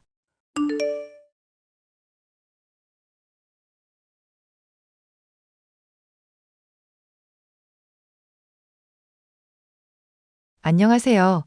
인생의 산막을 살고 있고 아들 쌍둥이를 키우고 있는 30대 초반 워킹맘입니다. 저는 재택근무를 하는 터라 아이들 보내놓고 청소하는 시간에 사연을 잘 챙겨 듣곤 하는데요. 제가 겪을 사연도 보내보면 좋을 것 같아 오늘은 청소기 대신 노트북 앞에 앉았네요. 결론부터 말하자면 정말 형편없던 자격지심에 쩔어있던 형님에 대해 이야기하려고요. 저는 제가 고등학교 1학년 때 부모님이 사고로 돌아가셨고 어린 동생을 혼자 돌보며 지내야 했습니다. 하지만 학교를 다니며 동생까지 돌보려니 여간 힘든 게 아니더라고요. 시설에 들어가 살까도 생각했지만 그래도 가족은 지켜내야 한다는 생각으로 고2에 올라가기 전 자퇴를 했어요. 나이가 어린 탓인지 취업이 쉽지 않았고 어렵사리 의류공장에 취직해 잡일을 시작했습니다. 당시 150만 원 조금 안 되는 월급으로 단칸방을 구해 어렵게 살았고 시간이 흘러 제 능력을 인정받으며 조금씩 기술을 배우게 되었고 지금은 어엿한 의류 디자이너로 성장했죠. 다행히 좋은 남편과 시댁을 만나 행복한 가정도 꾸리게 되었고요. 아가 많이 바쁘지? 어머니, 지금 다음 시즌 준비하느라 정신이 없네요. 우리 어머니 뵌 지도 2주나 지났네요. 바쁘니까 어쩔 수 없지. 그래도 사돈 처녀가 말동무도 해주고 얼마나 좋은지 몰라. 우리가 귀찮게 하진 않고요. 귀찮긴 이 늙은이랑 놀아주는 거 자체가 고마운데 요즘 학교에서 성적을 잘 받아오나 본데 이참에 용돈 좀 올려주고 그래. 아이 참, 어머니 버릇 나빠질까봐 그러는 거 아시잖아요. 그럼 알지 우리 며느리가 얼마나 대단한데 하도 내 막내딸 같아서 그러지. 요렇고롬 귀여운 딸 하나만 더 있었으면 소원이 없었겠다. 그럼 어머니는 딸이 2명이나 생기셨네요. 오늘 저녁에 시간 있으세요? 이따마다. 그런데 시간은 왜? 오늘 일찍 퇴근하고 어머니 집에 가려고요. 우리랑 저랑 나가서 데이트해요. 제가 식사 대접해 드릴게요. 안 그래도 되는데 내일 출근해야 하는 거 아니야? 저 운전하는 거 좋아하잖아요. 어차피 30분도 안 걸리는데요. 역시 우리 며느리. 그럼 이따 보자. 사돈 처녀랑 맛집 검색 좀 하고 있을게. 네, 이따 봬요. 저는 남들이 부러워할 정도로 시어머니와 사이가 좋았어요. 다만 거슬리는 게 있었다면 바로 아주버님이었습니다. 아주버님은 최근 대기업에 다니다가 사업을 한다는 핑계로 사표를 내고 집에 백수로 있던 상황이었습니다. 제 동생은 시댁과 10분 거리에 있는 곳에서 살고 있었고 감사하게도 시어머니가 자주 들여다봐주고 계셨죠. 그러다 백수로 지내던 아주버님이 대뜸 결혼할 여자가 생겼다며 데리고 온 겁니다. 그 여자는 모 대학병원에서 정신과 전문의로 근무하는 사람이었고 집안도 제법 있어 보였어요. 가진 것 없는 백수가 뭐가 좋다고 결혼까지 하려는지는 모르겠지만 하도 닥달을 해대는 통에 시어머니는 적금까지 깨서 결혼식 비용을 보태셨습니다. 문제는 그 다음부터예요. 아주버님의 와이프, 그러니까 제 형님이 아주 못된 신보를 갖고 있었던 거예요. 물론 대놓고 티를 내진 않고 꼭 저랑 있을 때만 여우짓을 하더라고요. 동서, 바빠? 아니요, 괜찮아요. 말씀하세요. 무슨 일이세요? 다름 아니라 나 이번 명절에 못 내려간다고. 아, 병원 일이 많이 바쁘신가 봐요? 그렇지 뭐 대학병원이라는 곳이 워낙 사람들이 많다 보니까 내가 수술이 있거나 그런 건 아닌데 상담 환자들이 워낙 밀려 있어서. 뭐, 일 때문이니까 어쩔 수 없죠. 근데 그거 말하려고 전화하신 거예요? 어머니한테 말씀하시면 알아서 전해 들었을걸요. 내가 왜 동서한테 연락하는지 진짜 모르겠어? 눈치가 없는 거야, 없는 척을 하는 거야? 죄송한데 진짜 무슨 말씀인지 모르겠어요. 가만 보면 동서는 좀 무식한 것 같아. 무식하다고요? 제가요? 아니, 기분 나쁘게 생각하지 말고 들어. 사람이 말야. 이렇게 말하면 좀 알아들어야지. 베베 꼬면서 듣지 말고. 제가 언제 그랬는데요? 갑자기 이러시는 이유도 모르겠는데요. 봐봐 대드는 거. 어디 가서 이러면 부모 없다고 욕먹는다니까? 지금 말씀 다 하셨어요? 부모가 없다고? 지금 그게 저한테 할 소리예요? 아무리 형님이라도 지켜야 할 선은 있는 거예요. 내가 틀린 말 한 것도 아니잖아. 뭘 그렇게 예민하게 굴어? 짜증나게. 짜증나는 건 저거든요. 어이가 없어도 제가 더 없어요. 알아요? 동서 웃긴다. 그거 자격지심이야. 이왕 이렇게 된 거 사이버 대학 강의라도 들어. 그런 거 있잖아. 학점 은행제? 말에 뼈가 있네요. 가방끈 짧다고 창피한 거 아니야. 모르는 게 있으면 배우면 되는 거야. 동서가 무식한 건 그만큼 채워넣으면 되는 거고. 형님 미치셨어요? 어떻게 저한테 그런 말을 하세요? 형님이야말로 골빈 거 아니에요? 뭐? 진짜 미친년 아니야? 골비였다고. 참나 진짜 지금 나보고 골비였다고 하는 거야? 그러니까 말 가려서 하시라고요. 방금 느낀 그 모욕감 잊지 마세요. 야, 너 제정신이야? 네가 수준이 딸려도 한참 딸리니까 하는 소리 아니야. 못 배웠으면 그만큼 알아서 수그려야지 그깟 한마디 했다고 윗사람한테 골비였다고? 먼저 시비 건 건 형님이잖아요. 저 많이 참고 있으니까 더 이상 건들지 마세요. 저도 어떻게 할지 몰라요. 참나 어이가 없어서 네가 그런다고 내가 눈 하나 깜짝한다니? 아, 지렁이도 밟으면 꿈틀한다. 뭐 이런 건가? 그래요. 편하게 생각하세요. 가방끈 짧은 동서랑 입씨름 하기도 버겁다. 이번 제사상도 혼자 차려야 되는데 수고비라도 보내줄게. 형님 지금 저랑 장난하시는 거죠? 5천 원 보내셨는데요. 이게 뭐예요? 동서 천한 몸값에 그 정도 쳐주면 많이 쳐준 거지. 내가 말했잖아.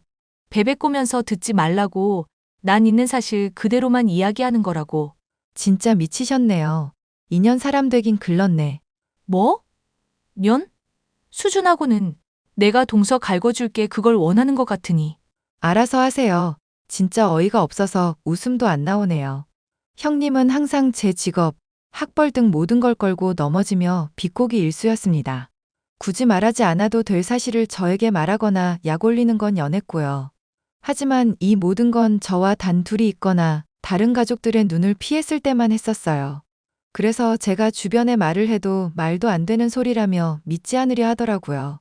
한 번은 너무 속상해서 남편과 친구에게 이 이야기를 했더니 처음에는 믿지 않다가 제가 눈물까지 보이니 심각한 상태라는 걸 알았는지 증거를 모아보자고 하더라고요. 그래서 저는 형님과 대화를 나누는 사소한 것 하나까지도 모두 증거로 남겨놓았어요.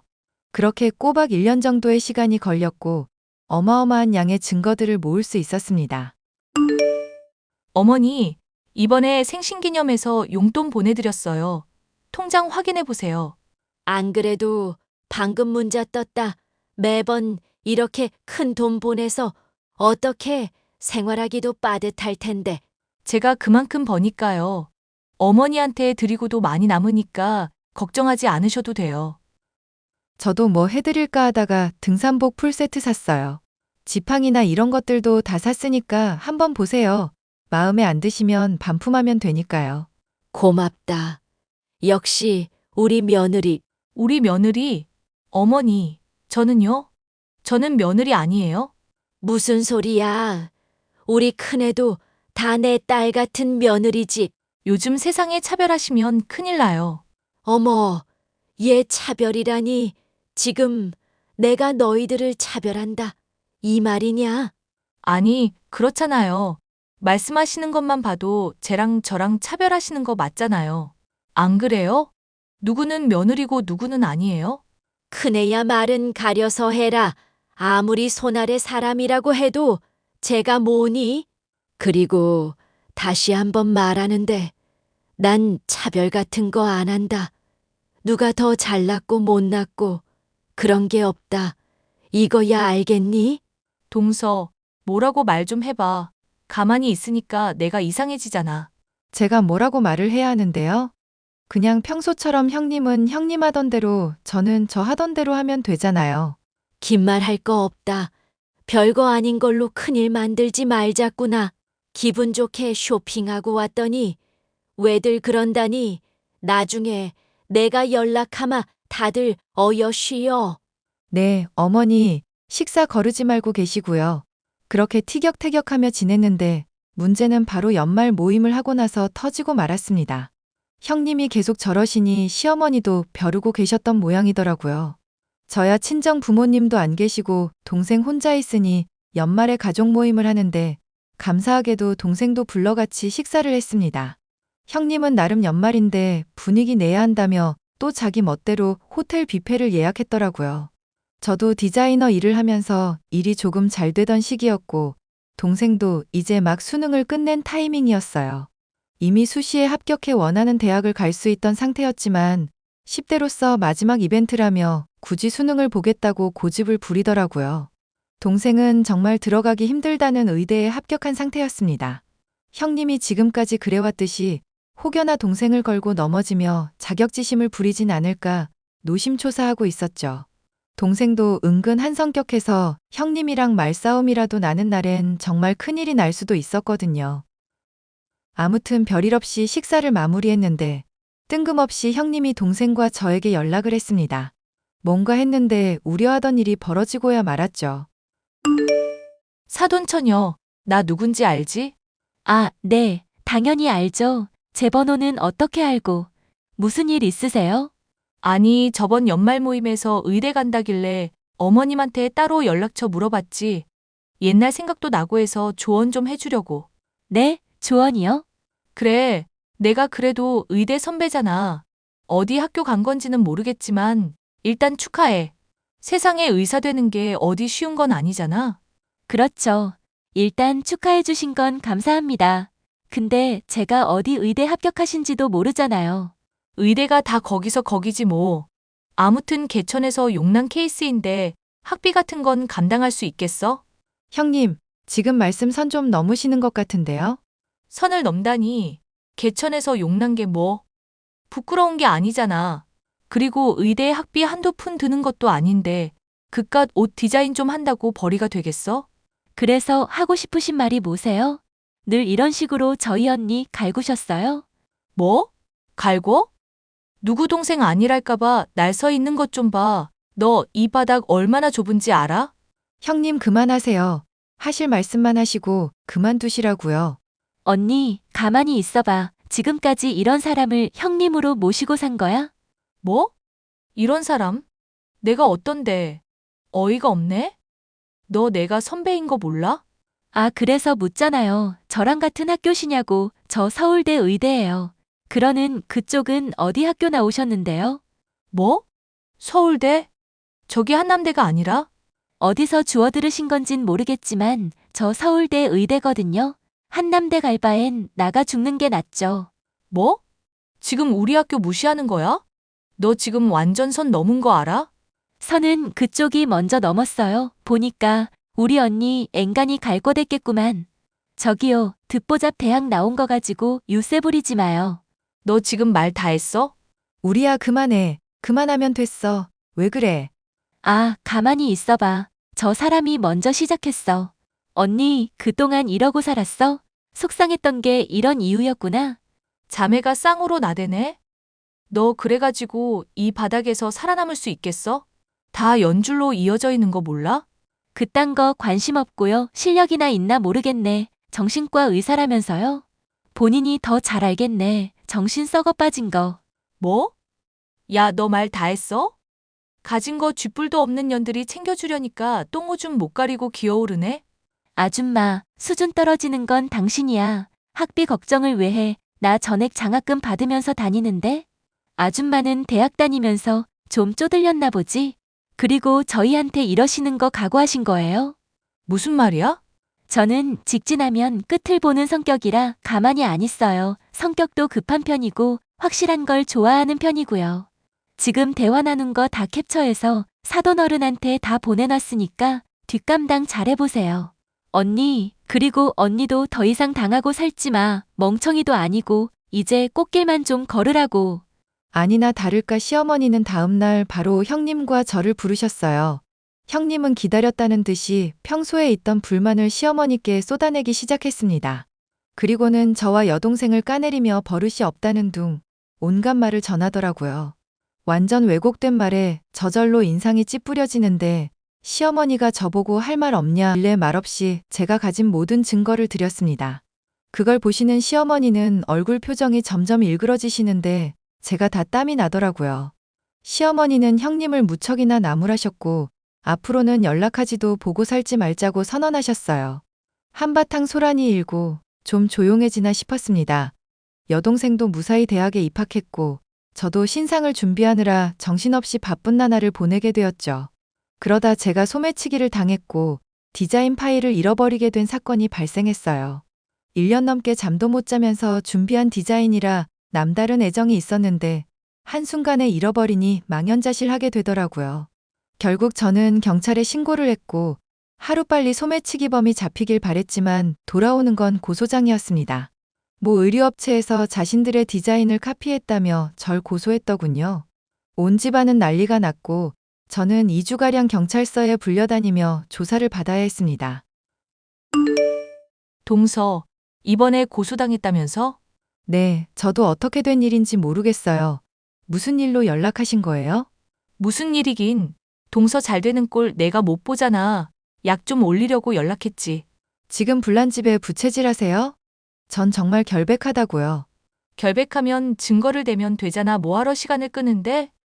진짜 디자인 훔친 거 아니야? 아니라니까요. 왜 그러세요, 진짜. 아니, 가진 거 쥐뿔도 없는데 그런 식으로라도 성공해야지 않겠어?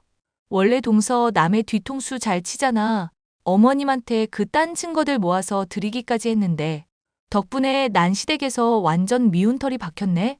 그게 제 탓이에요? 다 형님이 저지른 건데 왜요? 참나, 어이가 없네. 그러니까 동서가 머리가 나쁘다는 거야. 사람은 살면서 눈치가 있어야 한다고. 어때 당해보니까? 당해요? 뭐려? 아이 참, 말 여러 번 하게 하네. 경찰 조사도 받고 이제야 좀 느끼는 게 있냐고. 나한테 지금이라도 사과하면 내가 그 업체 대표랑 만나서 이야기 좀 잘해볼게. 형님이 무슨 상관인데요? 상관 말고 꺼지시죠? 상관이 없긴. 이렇게 눈치가 없어서야. 뭐, 정 그렇다면 할 수 없지. 어디 한번 잘 빠져나가 봐. 알 수 없는 말만 하시네요. 정신 사납게 하지 마시고 이런 식으로 저 갈구실 거면 연락하지 마세요. 저는 시간이 조금 흐른 뒤에야 이때 형님이 했던 말뜻을 알아들을 수 있었습니다. 전 여러 번의 경찰 조사를 받은 뒤 억울했지만 디자이너 일을 계속하기 위해 1,000만 원이라는 합의금을 주고 사건을 무마시켰어요. 제 명예에 금이 가서 여동생에게까지 피해를 입힐 수 있는 상황이었기 때문에 억울했지만 어쩔 수 없는 선택이었죠. 그리고 저는 심부름센터에 사람을 시켜 형님에 대한 뒷조사를 시작했습니다. 며칠 뒤 형님이 뒤에서 엄청난 짓을 꾸몄었다는 사실을 알게 되었고 정말 충격적인 진실도 마주하게 되었죠. 형님은 의사인 사실 말고는 모든 게 거짓인 사람이었습니다. 가족도 주변 지인들도 말이죠. 그저 지방대 의대를 졸업한 평범한 의사였고 지금 근무하는 대학병원은 불륜남의 도움으로 일을 하고 있던 거였죠. 불륜남은 같은 대학병원에서 근무하는 나이 많은 의사였습니다. 정말 끼리끼리라더니 웃기는 짬뽕이더만요. 저는 더는 참을 수 없는 상황에 모든 사실을 시어머니와 아주버님께 알렸죠. 아니나 다를까 한참 동안 싸우더니 결국 이혼을 하더라고요. 시어머니에게 뺨까지 얻어맞은 형님은 이딴 집구석과 엮이기 싫다며 제 발로 집을 나가버렸습니다. 야, 이 미친년아, 이거 다 네가 꾸민 짓이지? 꾸민 짓이라뇨? 형님이 저지른 일이잖아요. 니까짓 게 뭔데 내 인생을 망치려고 들어. 너만 아니었어도 그 유산 다 내 건데. 애초에 사랑해서 한 결혼 아니었죠? 이왕 이렇게 된 거 까놓고 말하자. 너도 시어머니 재산 욕심 있던 거 아니야? 저는 돈 욕심 없는데요. 벌만큼 벌고 있고 누구처럼 악독하지는 않아서요. 야, 너 지금 말 다 했어? 내가 뭐하러 쓸모도 없는 놈이랑 결혼했는데. 예, 재산 물려받을 거 생각해서 계산된 행동이겠죠. 어쩜 사람이 그렇게 치밀하실까? 그러니까 의사도 하고 그러겠죠? 그래도 공부는 잘하셨나 봐요. 그 머리로 의사까지 되신 거 보면. 너 말 다 했어. 네가 뭔데 내 인생을 망치냐고. 너 때문에 다 망했어. 왜 저 때문이에요? 형님이 저지른 거에 대한 대가죠. 자업자득이라는 말도 모르세요? 이래서 없는 것들이랑 상종하면 안 돼. 너 내 인생 책임져. 제가 왜요? 아, 그리고 좋은 소식 하나 더 있어요. 그 대학 교수님, 이번에 사표 쓰셨더라고요. 뭐? 사표? 네, 뭐 형님도 더 이상 빌붙을 곳 없다는 얘기죠. 그리고 병원에서 평판도 안 좋으셨던데 이참에 다른 일자리 알아보셔야 할걸요? 뭐? 내가 왜? 나 이래봬도 인정받는 의사야. 아, 모르셨나 봐요. 그 남자분 백으로 겨우 연명하던 거. 보니까 병원에서는 이미 다 알고 있던데 권고사직 처리 당하기 전에 알아서 그만두세요. 뭐 어디 가서든 잘 먹고 잘 살겠죠. 그분이랑 개인 병원이라도 차리시던가요. 뭐? 야, 야라뇨. 한마디라도 더 했다가는 고소든 뭐든 해버릴 거예요. 정신과 의사니까 본인 정신머리 좀 고쳐 쓰세요. 그리고 인생 좀 똑바로 사시고요. 그럼 차단합니다. 결국 형님은 병원에서 해고되었죠. 불륜 상대였던 남자는 크고 작은 비리까지 겹쳐 터지는 바람에 알아서 사표를 내고 병원을 관뒀다고 하더라고요. 당연히 백 믿고 간신히 병원에 붙어있던 형님도 권고사직 처리되었습니다. 잘린 거죠. 그렇게 아주버님과 형님은 이혼을 하셨고 형님은 약 처방을 잘못했던 환자 가족으로부터 소송을 당해 거액의 위자료를 뱉어내기까지 했습니다. 그렇게 저와 지독했던 악연도 끝이 남과 동시에 억울했던 제 일도 잘 풀리게 되었습니다. 그리고 좋은 일이 더 생겼어요. 제가 쌍둥이를 임신하게 된 겁니다. 그래서 재택근무를 하게 되었고 어느새 아이들을 낳고 지금까지 쭉 일을 해오고 있던 거죠. 재택근무이긴 하지만 웬만한 직장인 월급보다도 많이 벌고 그만큼 대우를 받고 있거든요. 어쩌면 이게 다 형님 덕분인지도 모르겠네요. 형님이 저에게 그런 시련을 안겨주지 않았더라면 더 독한 마음으로 일하지 않았을 테니까요. 아무튼 제 사연은 여기까지입니다. 아주버님 말로는 종종 형님에게 연락이 오곤 하는데 지방 어디로 내려가서 페이닥터로 근무를 하기 시작했다네요. 이제는 관심도 없고 아이들과 여동생을 뒷바라지하며 행복하게 살려고요. 연말에 패션위크 프로젝트를 담당하게 되어서 육아하랴 일하랴 정신없지만 전 지금 매우 행복합니다.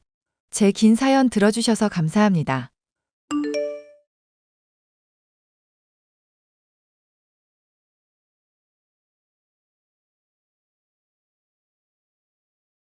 안녕하세요. 저는 30대 여성으로 얼마 전까지 괴팍하고 말 험하게 하던 시어머니를 모시고 있었는데요. 돈 없다며 저와 엄마를 싸잡아 무시하던 시어머니가 사과하게 만들고 돈까지 내놓게 한 사연에 대해 말을 해볼까 합니다. 혜영아, 너 이제 결혼을 하게 됐는데 엄마랑 아빠가 혼수도 제대로 못 보태줘서 미안하구나. 아무리 박서방이 너 몸만 오라고 했어도 대출을 해서라도 혼수는 넉넉히 해줘야 하는데 말이다. 네 아빠가 빚보증만 안 섰어도 이럴 일은 없었을 텐데 부모 못난 탓에 가 피해를 보는구나. 엄마, 앞으로 또 그런 소리 하면 화낸다? 솔직히 나 대학 다닐 때까지 잘 길러주고 부족함 없이 자라게 해준 것만으로도 충분히 고마워. 나도 이제 성인이라서 엄마한테 손 벌릴 생각도 아니었고 갑자기 일이 이렇게 된 거잖아. 아빠나 엄마가 알고 그런 것도 아닌 걸 어쩌겠어? 박서방이랑 내 시엠이 될 사람 볼라치 없어서 그래 이거사. 없는 형편에 1,000만 원이면 충분하지 뭐. 애시당초 그이가 몸만 오라고 한 거 빈말 아니었고 결혼식도 조촐하게 치르기로 했다니까. 사돈 양반 보니까 굉장히 체면 같은 거 따지시는 것 같던데 괜찮겠니? 이제는 집안 차이가 많이 나는데 괜히 결혼 파하자고 하지 않을까 걱정이다. 박서방이나 나나 돈 때문에 결혼하고 이혼하고 그럴 사람들 아닌 거 알잖아. 어머님이야 뭐 상견례 때부터 이미 결혼 승낙하신 상황이고 결혼식 일정 잡히고 나서 갑자기 이렇게 집안이 뒤집어질 줄이야 우린들 알았겠어? 엄마 괜히 미안해하고 죄책감 가지지 마. 보증금 들고 날은 아빠 친구분이 잘못한 거잖아. 우리가 잘못한 게 아니라. 너라도 그렇게 말해주니까 힘이 되는구나. 그렇잖아도 네 아빠 요즘 백방으로 대출 메꾸면서 식당 일 하고는 있는데 너무 고생을 하고 밤에 잠도 못 자고 있다. 차라리 이 와중에 네가 시집을 가서 그 모습 안 봐도 되니 다행이다 싶으면서도 싱숭생숭한 게 요즘 나도 내 마음을 모르겠어. 이쁜 딸 시집 가면 서운한 거야 당연한 일이지. 시집 가면 지금보다 더 행복하게 살 테니까 걱정 마셔. 제가 결혼식을 앞둔 지 얼마 되지 않아 아빠는 친구의 빚 보증을 섰었는데요. 친구가 도망가는 바람에 그 빚을 고스란히 감당해야만 하는 상황이 되었습니다. 식당 일을 하면서 갚는 대출만으로도 하루하루가 살얼음을 걷는 것 같을 정도로 버겁던 시절에 저는 결혼을 하게 되었죠. 남편은 좋은 사람이었지만 저의 시어머니는 좋은 사람이 아니었습니다. 홀로 아들을 번듯한데 기업에 보냈었다면서 자부심도 대단하시고 그런 아들에게 어울리지 않게 된 저를 탐탁치 않게 여기셨어요. 혜영아, 미안. 우리 신혼집 장만하기로 한 거 아무래도 취소해야 할 것 같다. 그게 갑자기 무슨 소리야, 오빠? 너무 마음에 드는 집이라면서 꼭 거기서 살고 싶다더니? 직장도 가깝고 완전 새 집도 아니라서 새집 증후군 걱정도 안 해도 되고 딱이라며. 그랬었지. 그런데 엄마가 돈을 지원 못 해주겠다고 그러시네. 어머님이 왜 갑자기 생각을 바꾸신 거래? 말하기가 좀 조심스럽긴 한데 최근에 아버님이랑 어머님 보증 사건 듣고 마음이 많이 심란하셨나 봐. 그래서 조금이라도 허리띠 졸라매고 아낄 생각부터 해야 한다면서 혜영이 너나 나한테 그냥 한 집에서 살면서 돈부터 모으라는 거 있지? 오빠는 그래서 뭐라고 했는데? 나야 당연히 반대했지. 엄마 잔소리 버티는 것도 나도 이제 지겹거든. 솔직히 엄마랑 같이 지내는 거 나도 많이 버겁고. 어머님이랑 오빠랑 사이 친한 거 아니었어? 친한 척하는 거지. 엄마가 그래주길 원하니까. 오히려 친한 마음보다 원망이 훨씬 더 많아. 내가 얘기했었던가? 학원에서 모의 시험 치고 있는데 아버지 돌아가셨다는 소식도 못 들었다고. 응. 그때 어머님이 오빠 시험 치는 거 알고 일부러 알리지도 않았다며. 내가 그때 생각하면 지금도 기가 차. 어떻게 사람이 그렇게까지 냉정할 수 있나 싶기도 하고 나를 완전 도구 취급하는 것 같다고 느낀달까. 어릴 때부터 이런 얘기하면서 조금이라도 대화로 풀어가 보려고 하면 매부터 들고. 아주 내가 엄마 때문에 집 뛰쳐나가고 싶었던 적이 하루 이틀이 아니야. 그래도 일단은 어머님이 하자는 대로 하자. 어차피 뭐 돈 안 주시겠다는 걸 억지로 받아낼 수도 없는 노릇이잖아. 애초에 호의로 주신다고 한 거기도 하고. 차라리 원룸에서 소박하게 시작하는 건 어떨까? 그 돈이라도 아껴야 나중에 집 장만할 때 보태기도 좋잖아. 그리고 어머님한테 신혼 초부터 찍히고 싶지도 않고. 결국 저는 어머님과의 합가를 해야 한다는 상황을 받아들이게 되었는데요. 걱정했던 것과 달리 어머님이 제게 집안일을 많이 시킨다거나 아침, 저녁을 꼬박 차리라거나 하는 식으로 몸을 괴롭게 하지는 않았습니다. 견디기 힘든 것은 언어로 쏟아지는 경멸과 멸시였죠. 사돈분들이 빚보증 때문에 완전히 떨어먹게 되었으니 너도 참 걱정이 되는구나. 아니요, 지금은 두 분 다 식당일 열심히 하시면서 많이 회복하셨어요. 물론 빚이야 갚아야겠지만 저도 어느 정도는 털어냈고요. 너 지금 무슨 말 하는 거니? 내가 걱정이 된다는 건 내 상태가 아니다. 너가 앞으로 사돈들처럼 돈 헤프게 써버릴까봐 그게 걱정인 거지. 돈을 헤프게 쓰다니요. 그게 무슨 말씀인지 잘 모르겠는데요.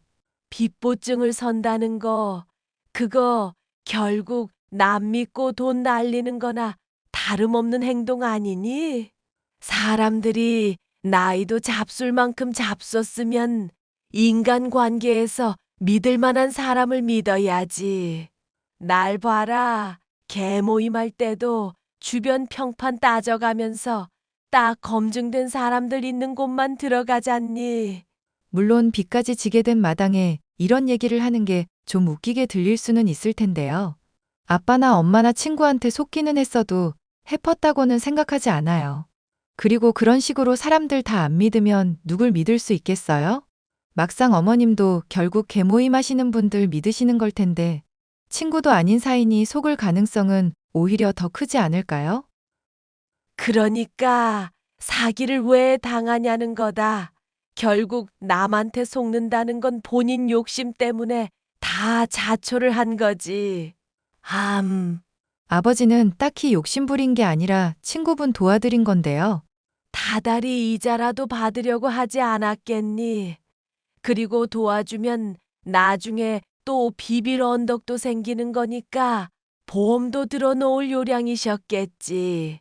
설마 그런 것도 없이 사람을 믿어서 빌려줬다고 하는 거니? 그럼 더더욱 답이 없는 상황인데.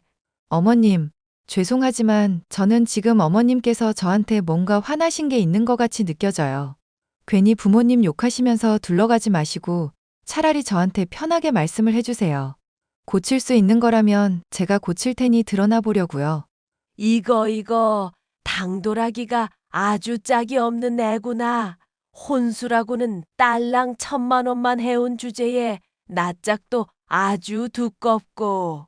나였으면 일가 친척들한테 한 명당 100만 원씩 빌려서라도 혼수 적어도 5천은 해왔을 거다. 돈도 없으면서 잘난 집안 결혼하려고 한 너나 너 같은 거 좋다고 해벌쭉거리는 내 우재나 정말 속이 터지는구나. 어머님, 저희 부모님이 그래도 저한테 빚 때문에 손 벌리시거나 하진 않으시고 스스로 해결하려고 하고 계세요. 그 와중에도 또 말씀하신 대로 주변 분들한테 빌려 1,000만 원이나 해주셨고요. 그리고 솔직히 신혼집 장만에 안 보태준다고 하셨지 않나요?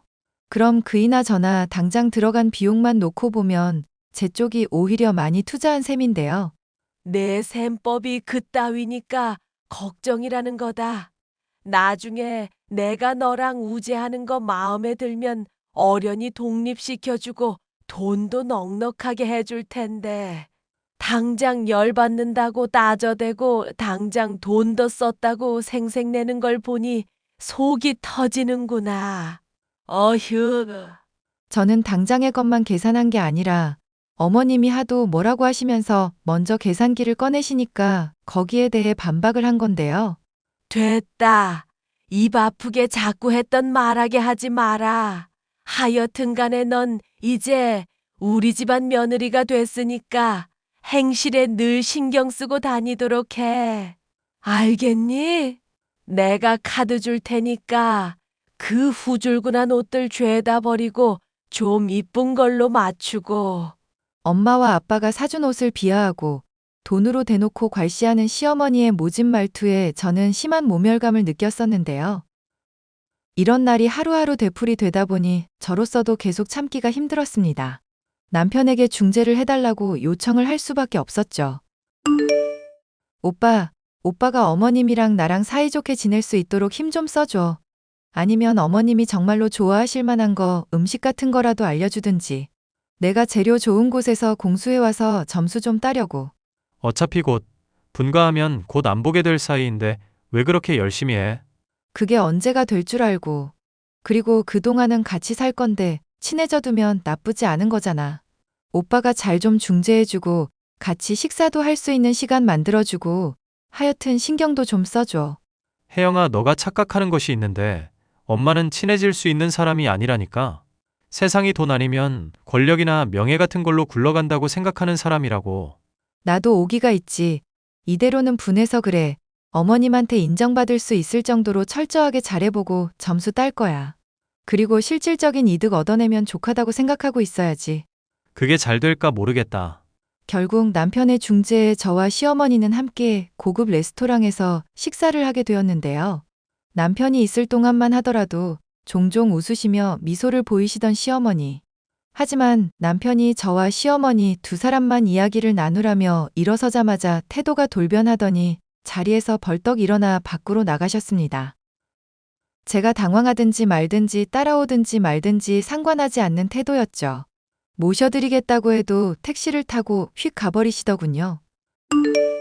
어머님, 그래도 그이가 애써 시간 마련한 건데 제가 많이 불편하셨나 봐요. 너도 눈치가 있으면 이런 일로 나 불편하게 좀 하지 마라. 니네 집 안 해준다고 했던 것 때문에 우제 빈정상한 것 같아서 참기는 했다만 이게 대체 뭐니? 돈 없어지면서 눈치도 없어진 거야. 저는 풀어보려고 마련한 자리인데 정말 너무하시네요. 너무한 건 집안 망한 너고 내가 집안 체면 생각해서 결혼 얘기 취소는 안 했다. 그런데 그게 정말 잘한 일인지 후회스럽구나. 저한테 이러시는 이유가 그럼 저희 집안 기울어진 것 때문이에요? 상견례 때만 해도 이런 식으로 돈 얘기 별로 안 하셨잖아요. 이미 갖춘 사람한테는 그걸로 잔소리할 일이 있겠니? 근데 지금 너나 사돈 양반들이 이제는 없으니까 내가 분통이 터지는 거다. 그걸 순순히 수긍을 하면 될 텐데 바락바락 대들고 인정을 안 하니까 더 열받는 거고. 제가 그럼 어머님 말씀대로 순순히 인정하면 되는 건가요? 앞으로 돈 쓸 일 있으면 주의하고 엄마 아빠처럼 돈 날리지 않게 주의하겠다고 하면 만족하시나요? 지금 말하는 본새만 봐도 앞으로 어떻게 할지가 훤히 보이는구나. 내가 엎드려 절 받자고 너한테 이렇게까지 해야겠니? 대체 시어머니를 얼마나 우습게 알면 이러냐? 가난하면 염치도 없어지는 거냐? 네 애미애비 수준도 알만하구나. 말이 통하지 않는 시어머니 때문에 스트레스는 나날이 심해졌고 저뿐만이 아니라 부모님을 향한 막말도 정도를 넘어섰습니다. 남편이 아무리 중재를 하려고 해보고 말려도 봤지만 소용이 없는 시어머니였습니다. 저와 남편은 형편이 힘들더라도 분가를 하는 게 낫겠다는 생각에 집을 알아보고 있었는데 갑자기 저는 아빠와 엄마로부터 거금을 전달받게 되었죠. 엄마, 계좌이체 한돈 봤어. 갑자기 무슨 돈이 생겨서 1,000만 원이나 보내? 나랑 너희 아빠가 요즘 더 열심히 일한 거 알지?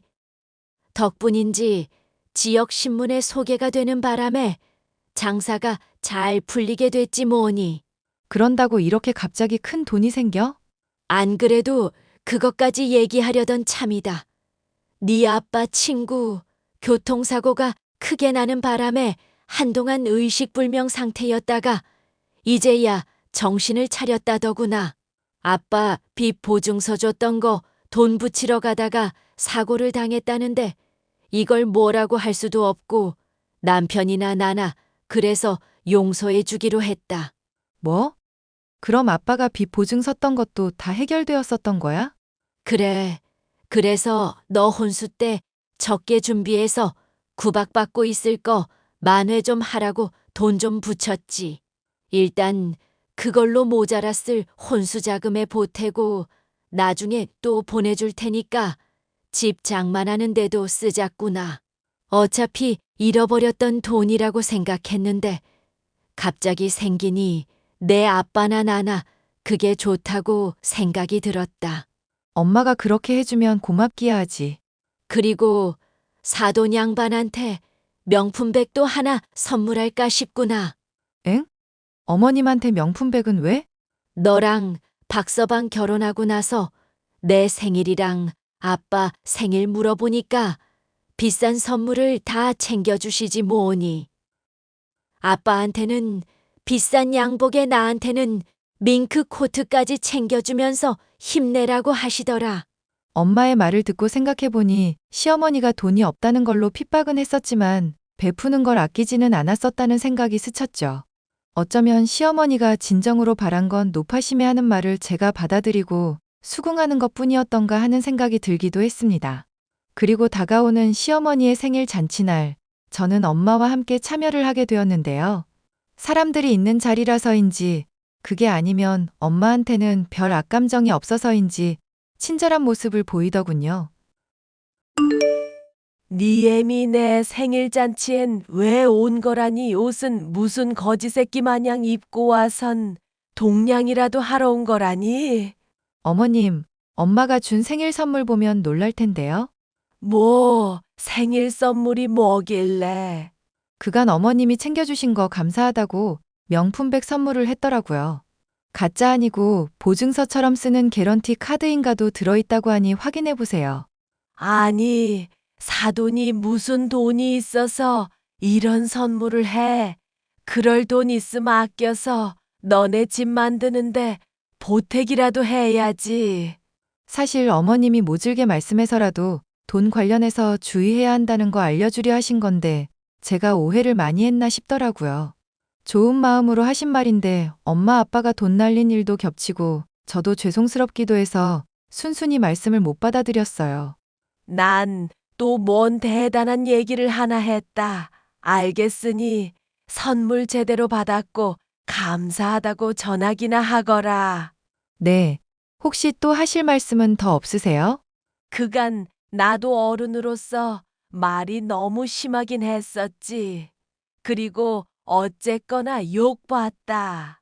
어머니와 저의 갈등은 얼추 해소가 되었죠. 저에게 틱틱거리는 투도 많이 줄어드신 어머님 덕분에 합가 생활하는 것도 많이 수월해졌다 싶었고요. 남편에게는 굳이 분가를 해야 하나 말을 꺼낼까 고민하던 중 저는 어머님의 감추고 있던 비밀을 알게 됐습니다. 조만간 집에서 나가서 지내거라. 약속했던 신혼집장만 지원해 줄 테니까. 너도 나 편하진 않을 테니 그게 좋잖니. 사실 요즘 적응이 되기도 해서 그냥 있을까 싶은데요. 나가면 어머님 잔소리 그리워질 것 같기도 하고요. 너도 알다시피 내가 성질이 좋지가 못해. 그래서 안 좋은 일이 있다 싶으면 괜히 엄한 사람한테 화풀이도 하고 그런다. 사돈 양반 들먹이면서 너한테 성질 낸 것처럼 이제는 안 그러시잖아요. 괜찮아요. 너한테는 민망한 얘기다만 또 사과를 할 일이 있어 그런다. 사실 개 모임에서 개돈을 들고 개주가 도망을 갔었거든. 딱 내가 받을 차례 앞에서 말이다. 어머님의 말은 저로선 상상도 할 수 없었던 일이었죠. 저희 신혼집을 장만해 줄 수 없다고 못 박았고, 제가 계모임의 신뢰관계를 지적했을 때 이미 돈이 없으셨던 상태였습니다. 나한테 그런 일이 닥치고 사돈댁도 그런 일이 있고 보니 온갖 게 다 짜증나고 말할 곳도 없으니 하루하루가 지옥이더구나. 그래서 너한테 조심하라고 한다는 게 그만 화풀이를 해버렸다. 세상에 그런 일이 있는 줄 저나 남편이나 상상도 못했어요. 말씀해 주셨으면 좋았을 텐데요. 니들 일도 버거운데 짐을 얹을 순 없잖니. 어쨌건 나도 도망간 개주 그 망할 것 잡았고 돈도 거진 다 돌려받았구나. 그러니 신혼집 보태주는 건 약속한 대로 하는 게 맞다. 어머님, 저희는 진짜 괜찮은데요. 꼭 너 생각해서만 그런 게 아니다. 기센 며느리랑 지내기 내가 힘들어서 그런다. 종종 반찬 들고 방문할 테니 그때 홀대나 하지 말거라. 결국 저와 남편은 어머님의 고집대로 봐두었던 신혼집보다 더 좋은 곳에 이사를 갈 수 있었는데요. 갈등이 있기는 했지만 시어머니와의 관계도 잘 풀릴 수 있었죠. 돈이나 체면 따져가면서 살던 시어머니, 역시도 이번 일로 많이 깨달은 게 있는 것인지 전보다는 사람이 더 순해지기도 했고요. 이 일로 인해 사람을 믿거나 불신한다는 일이 보이는 그대로에 달려있지 않다는 것과 소통의 중요성 역시도 알게 되었답니다. 앞으로도 시어머니와 갈등이 있을 수 있겠지만 대화를 하면서 속을 터놓고 협조하며 지낸다면 잘 지낼 수 있을 것 같아요. 사연 끝까지 들어주셔서 감사합니다.